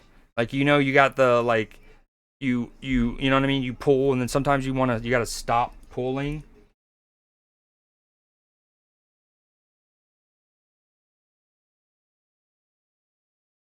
All right, word. I am going to call it there. Great stream. We got a nice little react stream. I love some of the stories. The story of the kid and his dad ding dong ditching together, and like the dad saying it was a core part of a childhood memory and he just wants to be there when his son does it is so goated. We do have a good news day. I'll go ahead and just flash y'all. I'll show y'all a little of my goodies. I'm gonna flash you real quick. So this is tomorrow's. We got David Attenborough talking about Bigfoot. We got a major archaeological find in Peru. We got a Florida man. No. A Frankfurt man. Earlier, one of the things we showed in the React stream was a preview to a Buc-ee's story. We got the full story. Chuck E. Cheese Arcade. Prairie near Chicago. We got some good ones tomorrow. I hope to see you guys there. But I'm very rusty. Can't even be the new Everdark balls. Yo, are you down to play any tonight? Like once I end stream?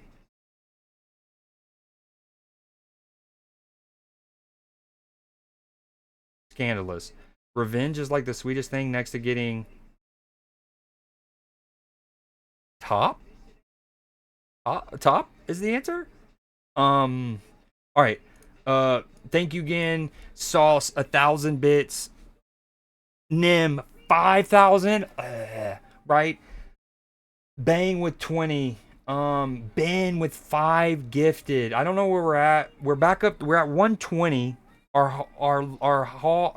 We even had a treasure train earlier randomly. Not randomly. Sauce and Nim did it, but like the fact that they gave your boy a treasure train's cool. We're 15 subs away from our all-time high. We're 20 away from a new emote slot. Kind of crazy that you need 140 to get one additional emote slot, but is what it is. All right, peeps. Thank you guys so much. Back shots. That's what 5K gets you. Wait till you see the new Giant content drop coming. Ooh, speaking of Giant, I don't know why I said that because they're not a part of Hard Knocks, but I think tonight. No, I don't know. I don't remember when it is. We got a new Hard Knocks coming out in the next couple days. We'll watch that in chat. Yo, Sauce, I would like to play. They're Tuesdays? Okay, perfect. Yo, I'm down to play Night Rain if you want to meet up in the Discord in a little bit. Give me like 30 minutes once I end. They changed a lot of stuff. Nerfed you so hard? That's bullshit. Oh, getting kitty. Got you. All right, guys, I appreciate it greatly. Thank you so much.